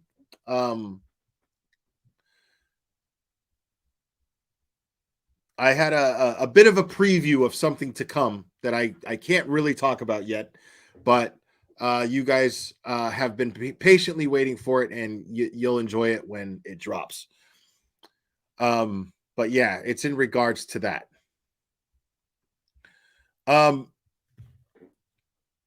So Miss Reed requests that the law enforcement officer with specialized training in DNA collection, who has no affiliation to the Massachusetts State Police, Boston Police Department, Canton Police Department, or Norfolk District Attorney's Office, obtain Sergeant Bukaki and Trooper Proctology's DNA sample via buccal swab. Miss Reed objects to Christina Owen of the Massachusetts State Police Crime Laboratory as proposed by the Commonwealth obtaining these samples. Agreed. That's very smart. Thank you, Karen Reed's defense. Ms. Reed objects to the samples being obtained by Christina Owen at the Massachusetts State Crime Laboratory and the Massachusetts State Police Crime Laboratory, conducting comparative DNA analysis on lab item 3-1 and one sample from passenger side taillight. Oh, uh-huh. Mm-hmm. So that person was right when they mentioned the taillight in my chat. Miss Reed would not object to DNA samples being sent to BODE Technology or another accredited outside forensic laboratory for the purpose of creating a DNA profile, but does object to the profile then being provided to the Massachusetts State Police Crime Laboratory for comparative testing. So far, what Karen Reed is objecting to, 1, 2, and 3, she's objecting to the DNA being taken by someone at the Massachusetts State Police Department, because that would be a conflict of interest if they feel that those pieces of the taillight were planted, or if any evidence was planted or tampered with. If there is clearly a conflict of interest and a mishandling and misconduct and even possible corruption in the investigation conducted by these troopers in the Massachusetts State Police Department, well, then, of course, she would object to one of their own collecting the evidence, collecting their DNA samples. Now, she's proposing that an outside source do this, and she also objects to those DNA profiles once the results come back, go back to the Massachusetts State Police for comparative testing. Ms. Reed would not object to the samples being sent to BODE Technology or another accredited outside forensic laboratory for the purposes of creating DNA profiles and conducting comparative analysis on the Massachusetts State Police Crime Laboratory lab item 311. Ms. Reed objects to the Massachusetts State Police Crime Laboratory completing its own comparative analysis prior to releasing the sample to BODE Technology. Though Ms. Reed does not object to the Massachusetts State Police Crime Laboratory completing whatever other testing of the sample remains aside from comparative DNA testing.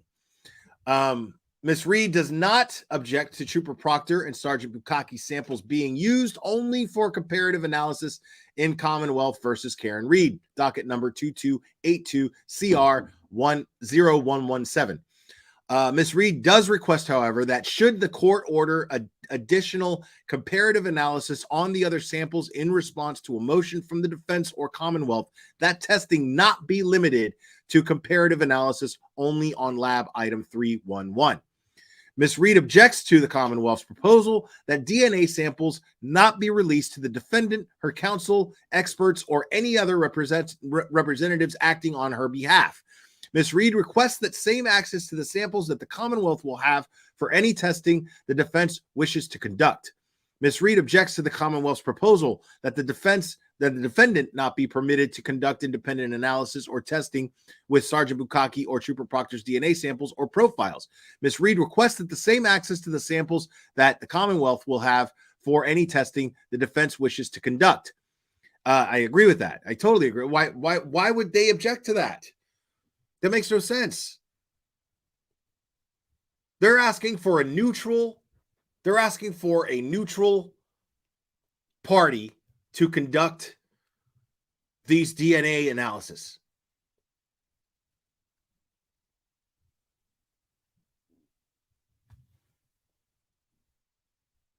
So, I mean, I don't see why that's such a big deal.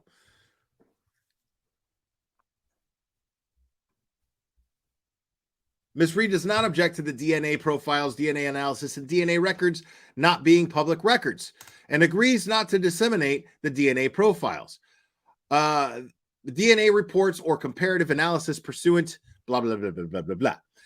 Ms. Reed has no objection to Sergeant Bukaki samples not being entered into any state database or CODIS. Ms. Reed does not object to the records relating to Sergeant Bukaki's DNA not being maintained. Now, I don't think that we need to read all of this right there. I mean, it's pretty self-explanatory. What they're doing is eliminating all possibilities that there is some sort of tampering with the DNA analysis. But she's stating, all we want is a neutral party to conduct the DNA analysis. What we don't want, we don't care. We don't need their DNA put into the database. We don't need their DNA. We don't need the results to be made public. You can seal them. I don't give a shit. That's basically what they're saying. Karen Reed is saying here. Karen Reed is like, I don't give a fuck, whatever, as long as it's conducted fairly. As long as a neutral party is conducting the DNA testing, it's fine. I don't give a shit if you put them in the database. I don't give a shit if you if they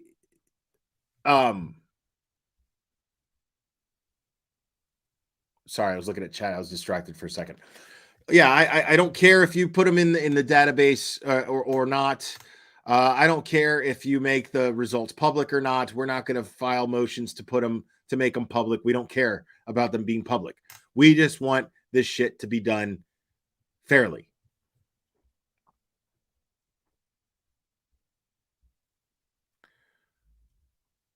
And then there's, hold on.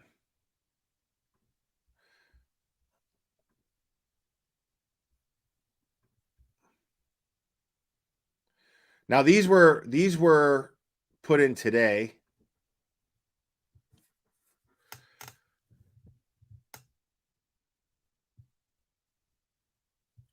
The Commonwealth's motion for records.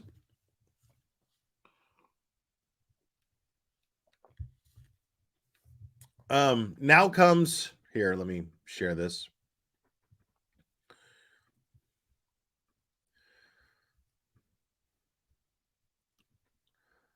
So the Commonwealth's motion for records.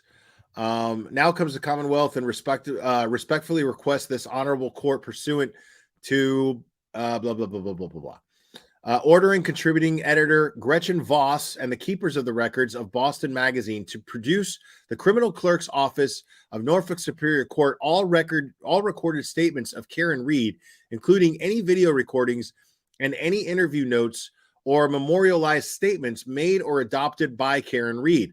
The Commonwealth's request does not extend to any statements made by Karen Reed's attorneys or any other individuals who may be interviewed. The request is limited to only the recorded and memorialized statements of the defendant. In support of this motion, the Commonwealth states the following. So the Commonwealth is filing a motion for who is this person?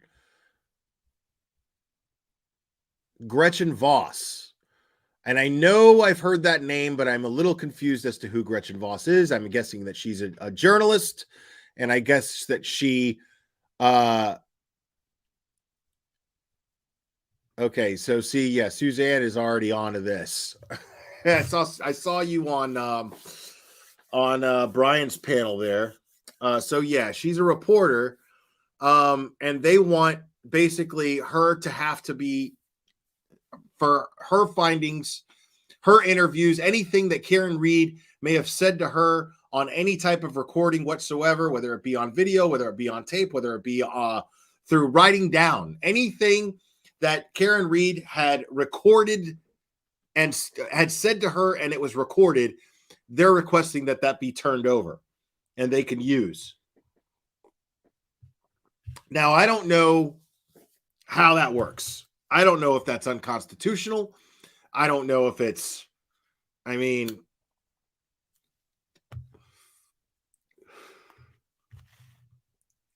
so I don't know. I mean, so people are saying fake reporter. Why would they need to file a motion, though? That's what I'm wondering. I mean, if Gretchen Voss is such a double agent, and if she's working for the prosecution anyway, wouldn't she volunteer all that shit in the first place? Why would they need to file a motion to have her turn it over?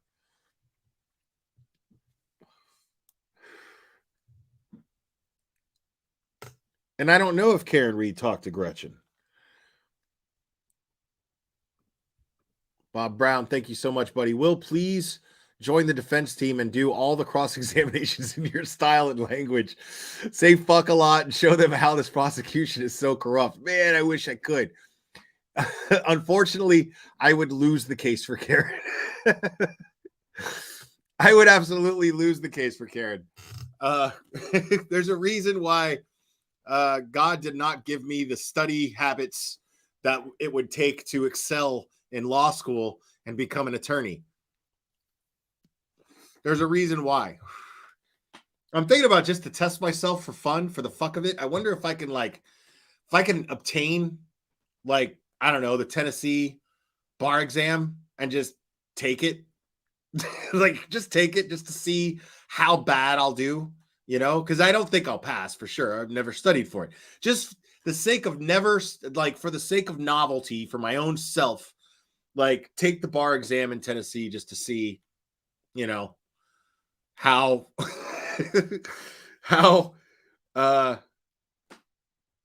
far I could get with it, which I don't think would be very far because I can't even understand half of the legal jargon in here, at least half of it. So, but yeah, it would be fun to be a TV lawyer. You know what I mean? It would be fun to be that guy that's like, you know, objection. It would be fun to do that, but I'm not even trained to do that. So, I could be a public defender in Massachusetts, probably. And if I passed, game changer. If I passed, Christy, game changer right there. Oh, I'm going to troll the fuck out of the fucking justice system, bro.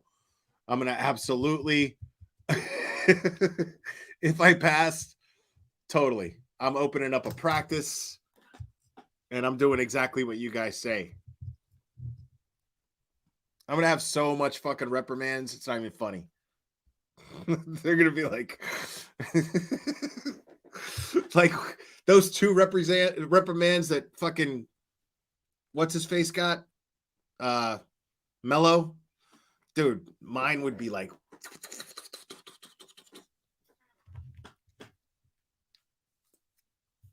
bro, like my reprimand file would be as long as Santa's naughty list, bro. Like it would be terrible. It would be terrible.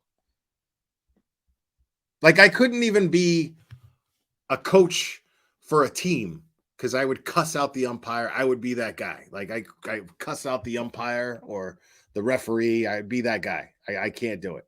Like I can't do it.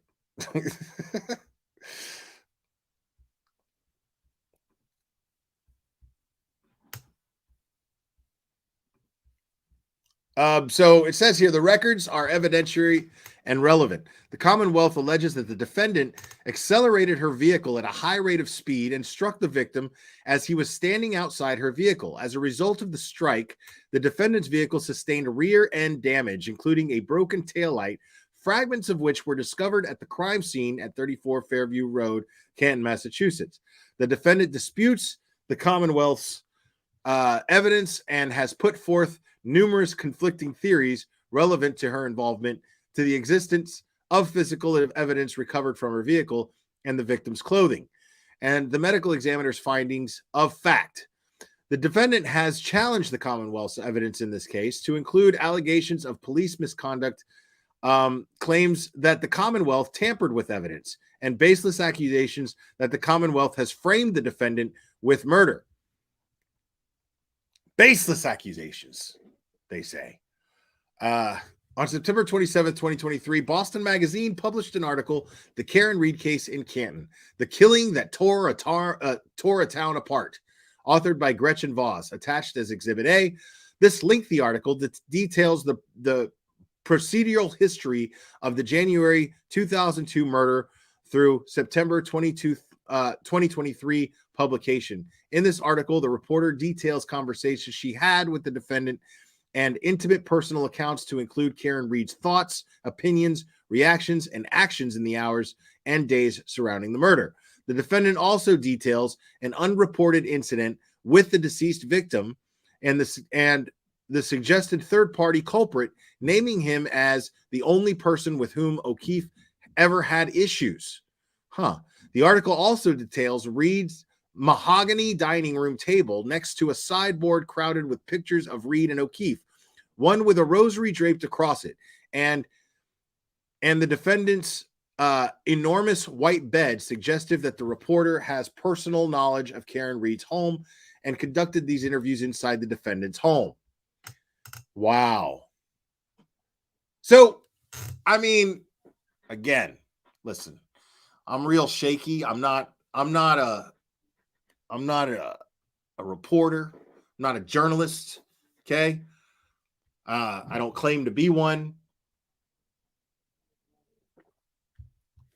But it sounds a lot to me like they're trying to get a subpoena for whatever was said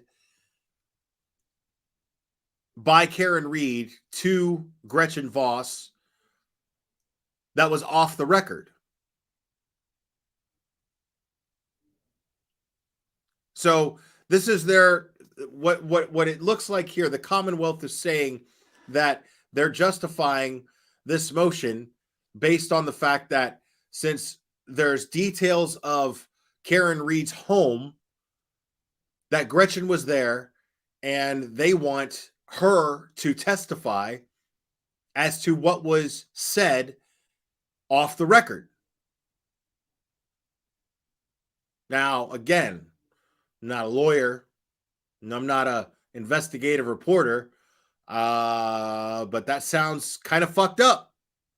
It sounds like more of a violation of freedom of the press. I mean, regardless, listen, if Karen Read was a willing participant in an interview, doesn't she get to dictate what's on the record and what's off the record? This is okay for you to print. This isn't what's okay for you to print. Isn't that ethics that take place in journalism? I'm wondering. So how can you justifiably file a motion to violate? Because at the end of the day, that's a source, is it not? Karen Read being a willing participant in an interview with a journalist, that still makes her a source. It doesn't make her an anonymous source, but it makes her a source of information nonetheless, right? So doesn't that journalist have the right to protect her source? And wouldn't she be ostracized in the world of journalism if she were to violate this confidence by sitting on the stand and saying, hey, yeah, this is what she told me off the record? Again, it blows my mind that Michael Morrissey's office doesn't see that doesn't see how this looks totally unethical. I mean, you're asking someone to violate the ethics of their profession. This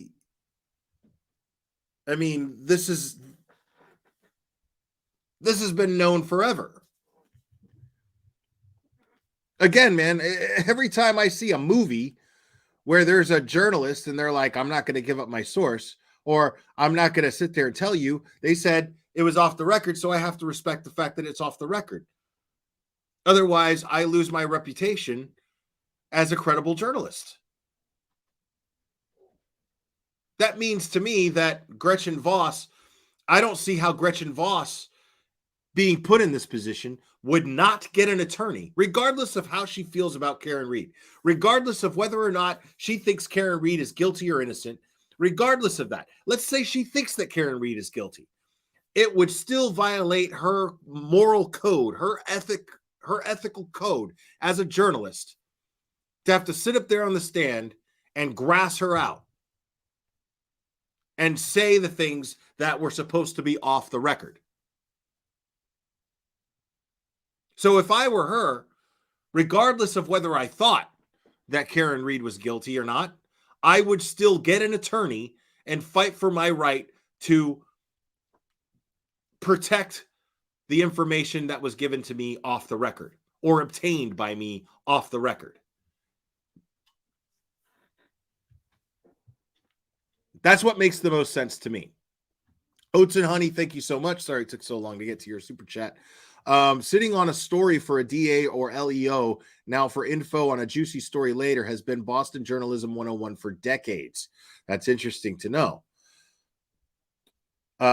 Suzanne, thank you so much. Gretchen Voss is knocking boots with someone from the DA's office. I don't know if that's true or not.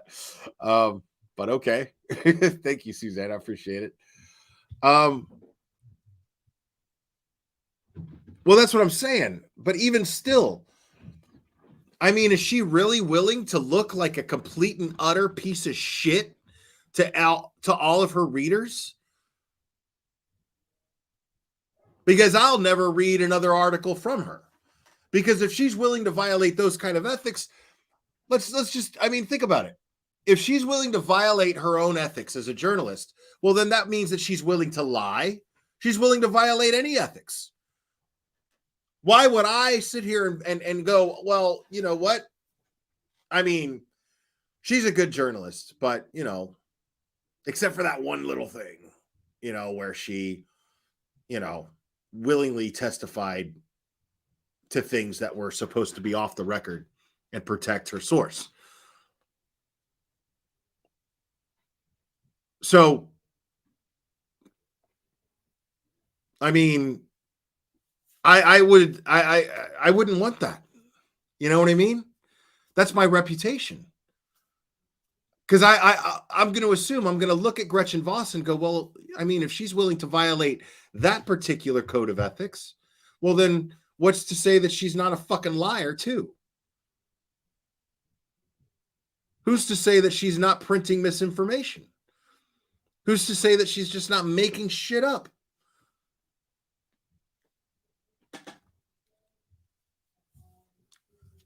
You know what I mean? Like,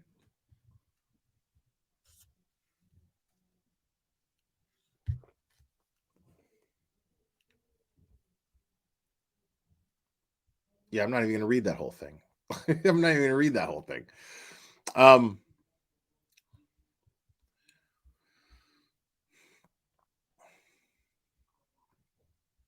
Yeah, I'm seeing that. I know I heard her name, and I'm pretty sure I heard Turtle Boy mention her.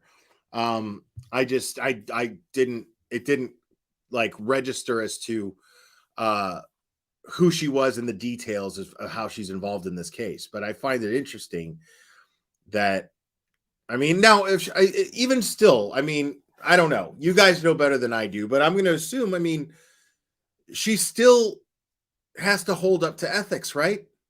I mean, if she's saying, if she wrote a story that doesn't favor Karen Read in a good light, I could see people just being like, what a piece of shit she is. You know what I mean? And kind of being unfair. Now, I'm not saying that's the case with you guys, but I'm saying, let's just say that even being the case, you know, let's just say that she wrote this article unfairly, you know, or wrote this article unfavorably, I should say. And even still, if she wrote the article unfavorably and it painted her in a light that was unfavorable, then even still, I would think that she would want to protect what was off the record.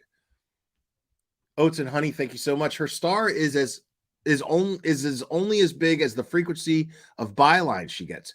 If she gets insider dirt on huge stories for the next 10 years, it's a career. It's a good point. You guys are looking at this in terms of big picture.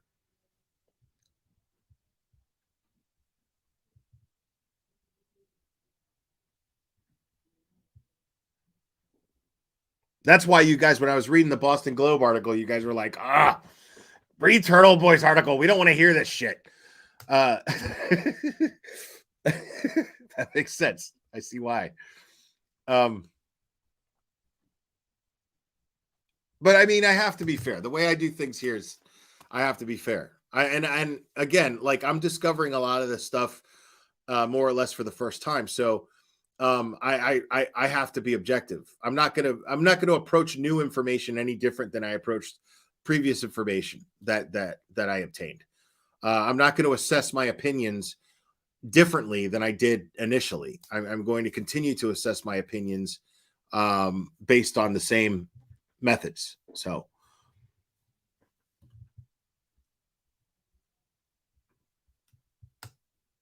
all right, now there's a few here.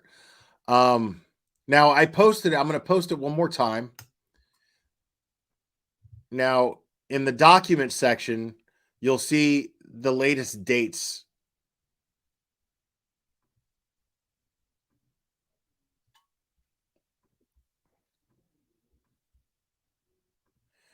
So I'm going to post the spreadsheet here one more time.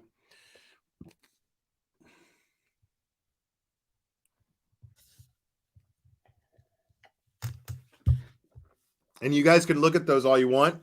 Obviously, they're public. This is the spreadsheet that Sleuthy Goosey made. She updated it with new court documents. And we're going to see. Now, the stuff, I think the stuff that's going to be gone over tomorrow at Karen Reed's hearing, I think that stuff is stuff that we've already gone over. Snack Devil is the abuser. Thank you so much for the super sticker. I appreciate it.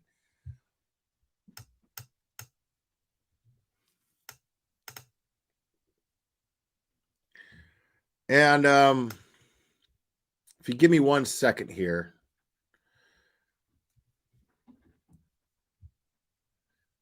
Give me just 1 second.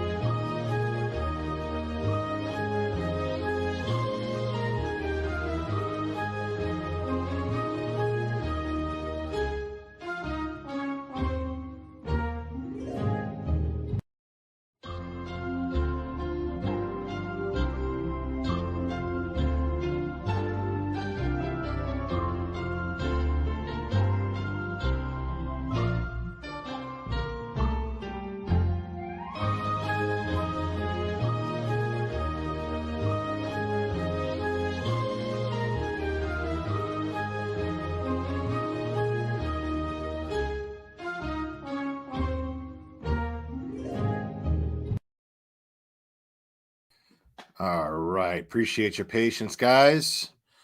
Let me and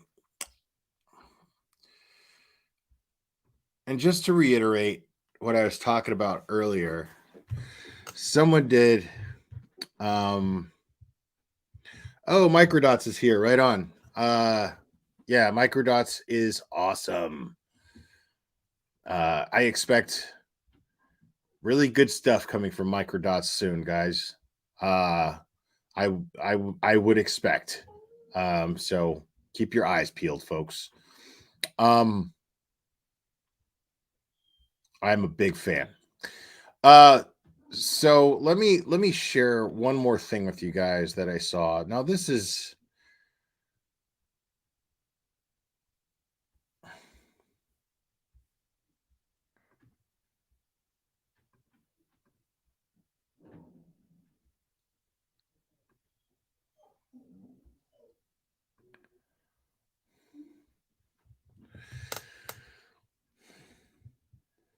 now this pissed Cherry off.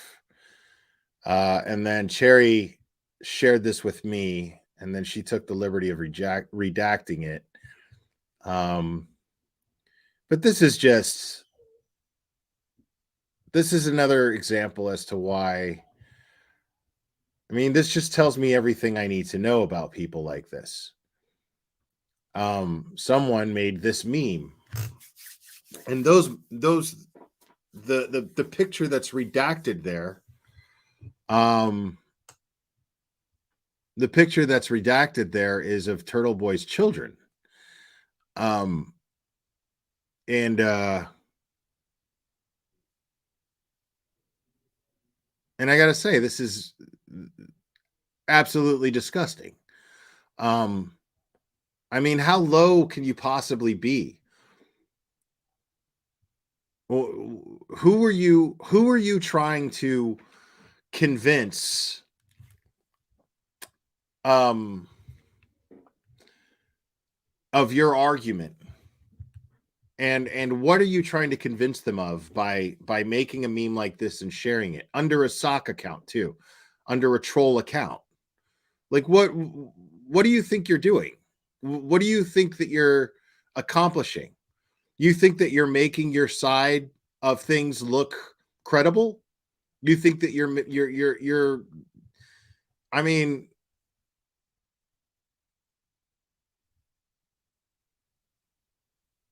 right. There's no good that comes of it. There's no good that comes of it.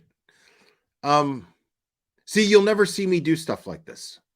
You'll never ever see me do stuff like this. To me, this is the most disgusting shit that one could do. And this is the act of someone, again, who is afraid of the truth finally coming out, who has to resort to endangering children because you don't like someone, because you don't like what they've done or what they've said. How do you think this makes, if you hate Turtle Boy so much and you are so convinced that Karen Read is guilty, how do you think behavior like this under sock accounts makes people like Mello look, like Special Prosecutor Mello look? How do you think things like this make Michael Morrissey's office look? How do you think things like this make Chris Albert look? How do you think things like this make Colin Albert look? How do you think things like this make the troopers in charge, Bukaki, Proctor, Tully? How do you think it makes them look when people who are arguing for them are doing things like this? See, because this is the thing, is I can almost guarantee that tomorrow is going to be an absolute success.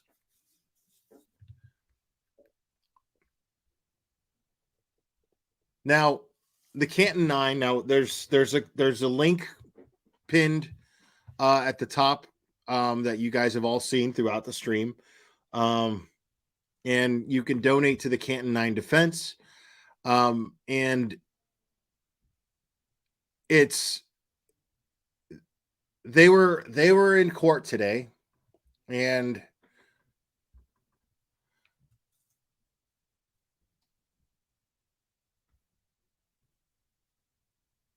again,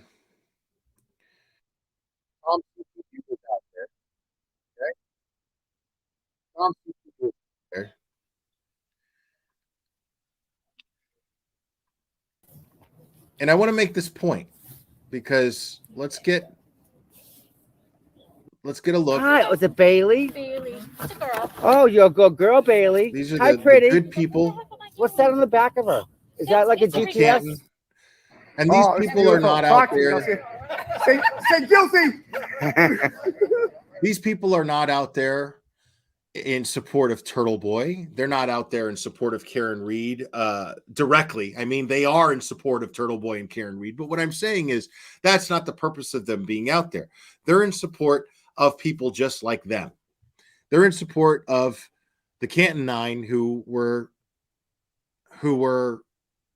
charged under a law that is unconstitutional, which is the only reason that I would think that they would actually get a guilty verdict in any way, shape, or form. Who knows? They're all being charged individually, so who knows if any will take a plea deal because they don't have enough money for an attorney, to fight this. Who knows what's going to happen?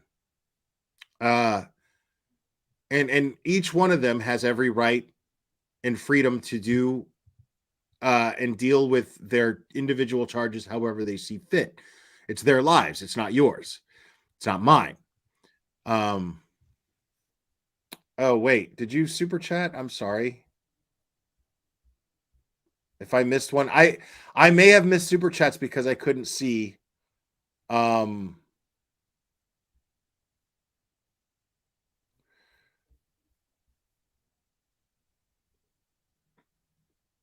Oh, Sons, thank you so much. Oh, yeah, I'm glad I missed that one. I don't take compliments very well, but thank you. I appreciate it. Okay, I saw that one, but thank you. Appreciate it. So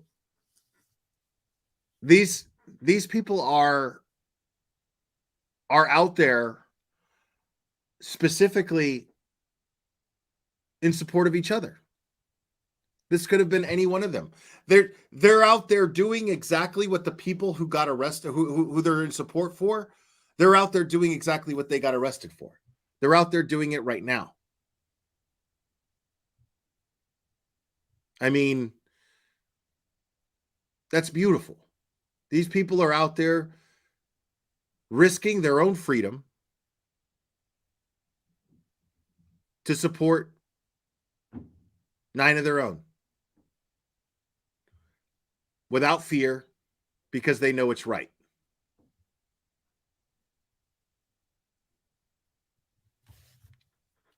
And I think it's beautiful.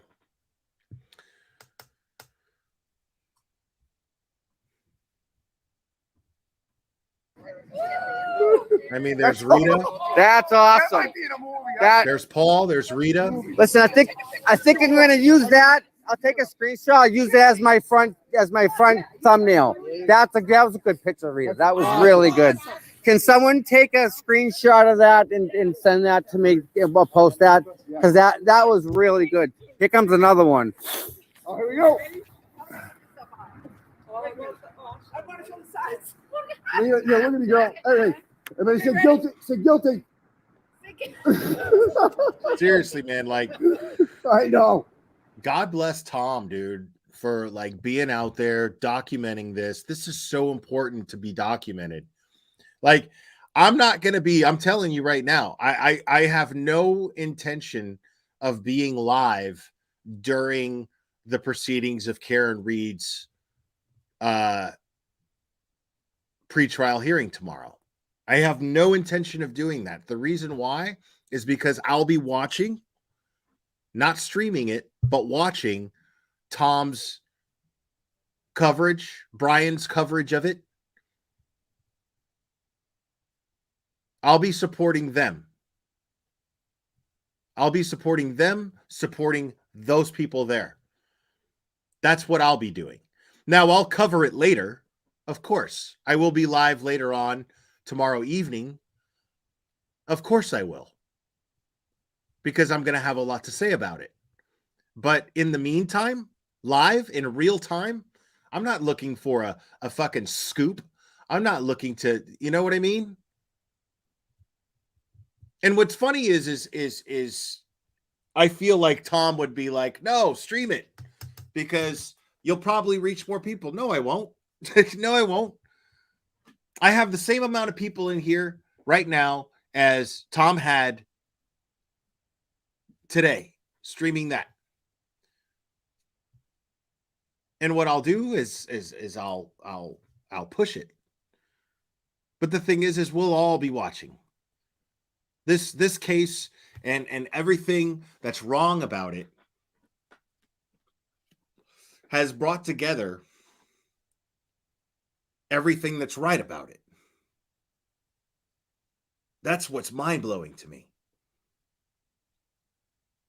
That the silver lining in all this is that there's so much wrong in everything that's happening revolving around the Karen Reed case and the Karen Reed case itself, the John O'Keefe investigation, all of these things, the things surrounding it are so wrong that has brought everything right together.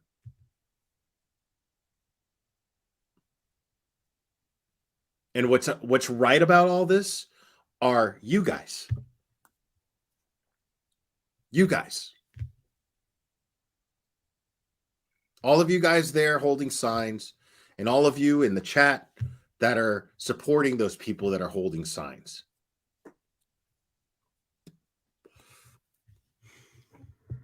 And I'm in awe of it. I wouldn't be talking about this unless I was absolutely in awe of it. Cherry knows how I am about these cases. She could tell you. We met under similar circumstances.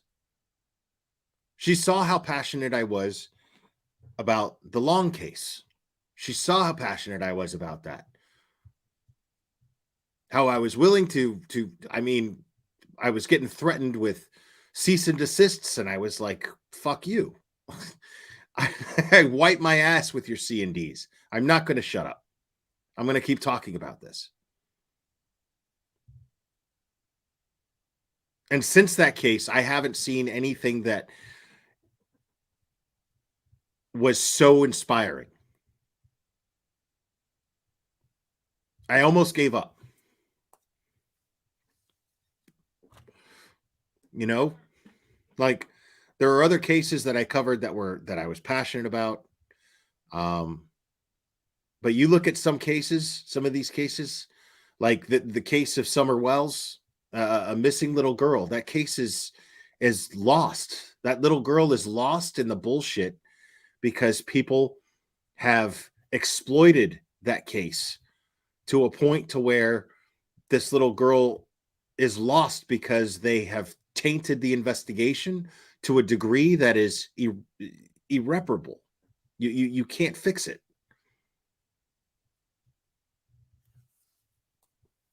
Because people just have to exploit it and be disgusting about it and make things up. All we're doing here is reading documents and giving our opinions on documents, on facts, proven facts. That's all we're doing here. We're passionate about it. We're passionate about it, all of us. But you guys, you locals who it affects the most, are the most passionate. And that is incredibly inspiring. Paul Cristoforo, thank you so much, buddy. Tom Rocks, I can't wait. You rock too, man. Seriously. Tom Rocks, I can't wait to meet everyone tomorrow. We'll be there at 7:30 a.m. ready to go. Bring your signs, bring your voices, be peaceful, be respectful, be heard. Exactly. And I'm glad that you said this, Paul Cristoforo, because I'm going to piggyback off that. Now, this is going to be probably, I'm expecting that this is going to be a very large crowd. I really wish that I could be there alongside you guys on this one. Again, it's a little short notice, and logistically, it's impossible for me right now. But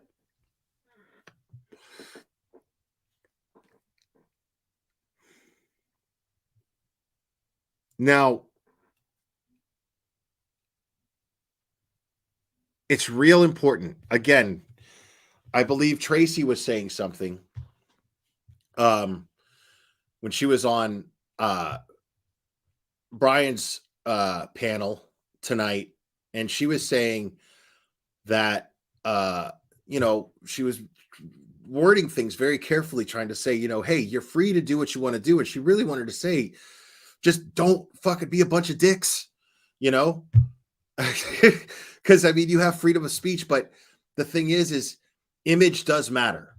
Because she's right. You're free to do whatever you want. You're free to, as long as you're not becoming violent, as long as you're not being belligerent, you're free to say what you want. Freedom of speech is a great thing, and you should absolutely take advantage of it. But the thing is you would be defeating the purpose if you didn't go out there and be the decent, beautiful people that you are, that you've been showing, that you showed me that you are, that inspired me to be to feel privileged to have some part of this movement.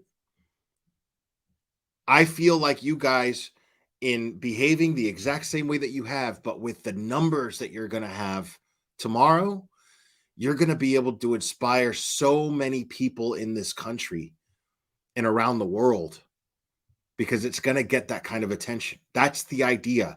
The idea is to get everyone on board. The idea is to get the attention and get people to go, why are all these people assembling? Why is it so important to so many people to assemble and be heard about this? And then they'll start to do their own digging. Then they'll start to look into this thing, and you'll inspire people to look for the truth. Like you've inspired me to look into this for the truth. And I'm just one person. You know what I mean? I'm just one person. But you have this power right now. Those of you that are going out there, you have this power.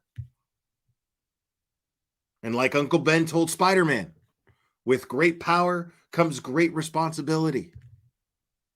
And you have this power right now to be able to inspire so many people, because so many of you are coming together to support each other, most importantly. Because make no mistake, this is about you. This is about the people living in Norfolk County and in Massachusetts. This is about you. And you have an opportunity here to really inspire people who don't live there, like me. And you're going to do that. As long as you continue to control your anger and express your passion. Because there's a big difference between passion and anger. And anger may look like passion. Or I'm sorry, passion may look like anger. But as long as you're not hurting anybody, you know, you have the power to inspire people. It's incredible. It's a beautiful thing. It's a beautiful, beautiful thing to witness, much less get to interact with you guys the way that I have been. Like I'm blown away by it. Seriously fucking blown away by it, man. And like,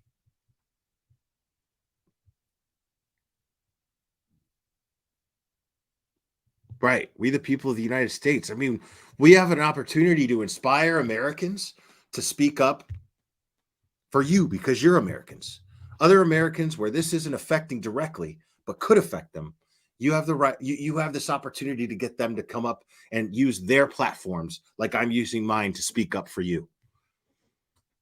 And not only that, in doing so, think of how cool it would be to show people around the world that when we were respected as the greatest country in the world at one point, we're still capable of being what made us the greatest country in the world. Things like that are exactly what made us the greatest country in the world to people in other countries, to people abroad. That's a huge opportunity. It's also a huge responsibility, but it's a huge opportunity. And all you got to do is just keep doing what you've been doing. Now, make no mistake, you're subject. This is what's crazy, is you're subject to the same charges. The same charges Turtle Boy has right now, and the same charges that the Canton Nine have right now. But what if people around the world wouldn't stand for that? What if people around the world saw this happening and was like, this is bullshit right there? If they start arresting people.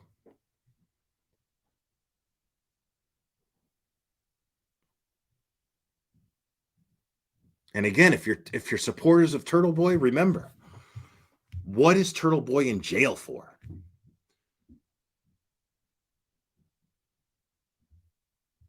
If you go out there and you start acting a fool, start giving into the trolls, and start getting in shoving matches with people and stupid shit like that, you know what I mean? Let your emotions get the best of you. Turtle Boy's in jail for nothing. You prove his haters wrong. Prove your haters wrong.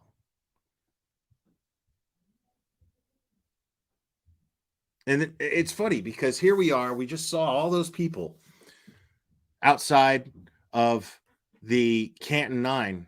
That right there just proves you're not a bunch of Turtle Boy minions. Yeah, you support Turtle Boy. I support Turtle Boy. You know, we're all in support of Turtle Boy. Sure. But you prove that you're not Turtle Boy minions, that you're not brainless cult followers, conspiracy theorists. You were out there supporting your own. Those Canton 9 people, you're just out there supporting your own. You showed it. And it was beautiful.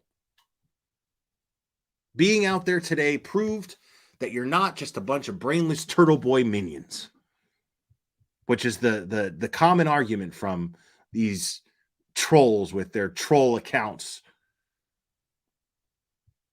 doxing children and doing the disgusting things that they're doing. You're better than them. You've been proving it. But all of that could blow away in a second if people just started fucking up, you know? And started giving into the antagonizing.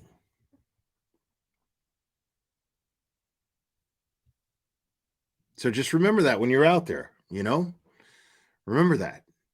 Because each and every one of you, you have my respect. Absolutely, 100%. All of you absolutely have my respect. And I will continue to support you guys and use my platform to do so in every way that I can.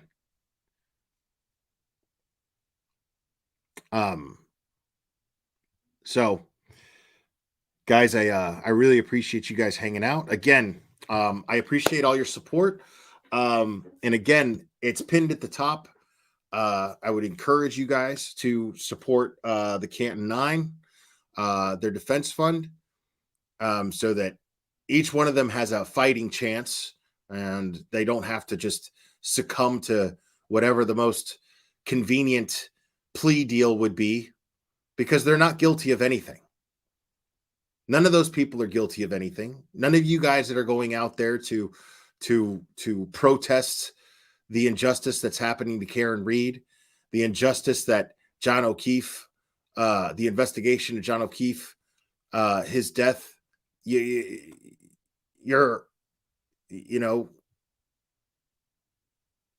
not doing anything wrong. Canton 9 didn't do anything wrong.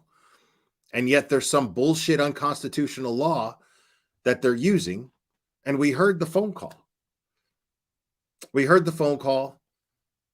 Ken Mello directly called the Canton Police Department with every intention of trying to have them locked up. Innocent people holding signs, standing across the street from a business, not bothering anybody. And that maliciousness, we heard it. We heard the maliciousness. And yet, they got charged.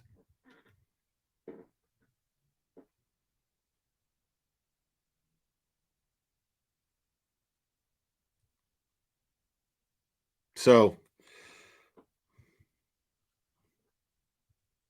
I mean, I've never seen anything like this. I've never seen anything like this.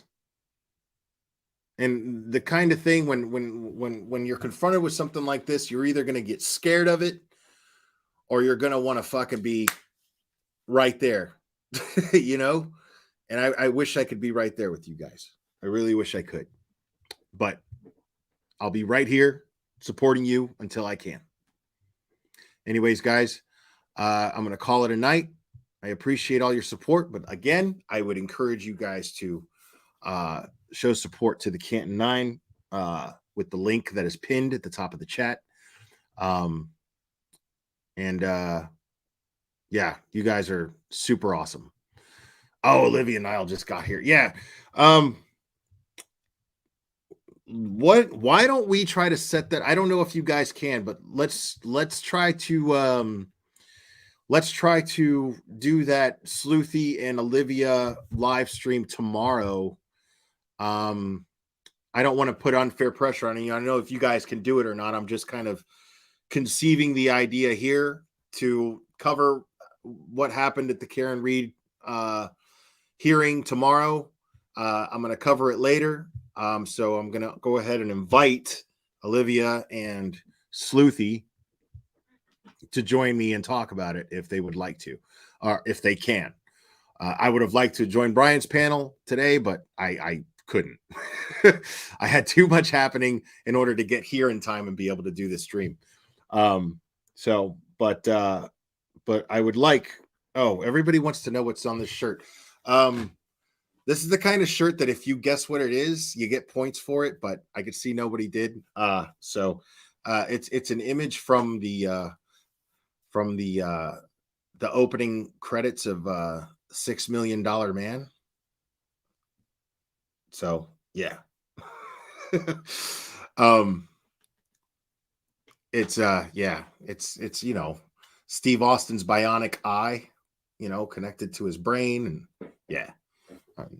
I like $6 Million Man. So,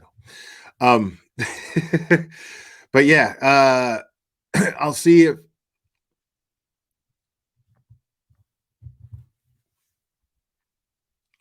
Yeah. So Olivia Nile. Yeah. Let's message tomorrow. Try to work that out. I'll see if Sleuthy can do it. But I would love to have the both of you guys on for a stream. I'm not going to stream the hearing tomorrow. I'm going to leave that up to those. I'll be supporting the channels that are there, like Brian and like Tom, that'll be streaming from there. So I'll be supporting their streams first and foremost, and then I'll cover the actual stuff later on in the evening. So, yeah. So that's my plan. So hopefully I can get you guys to join me for that. Anyways, guys, I'm going to wrap this up. I love you guys very much. You guys are fantastic. And we will do this again very soon, my friends.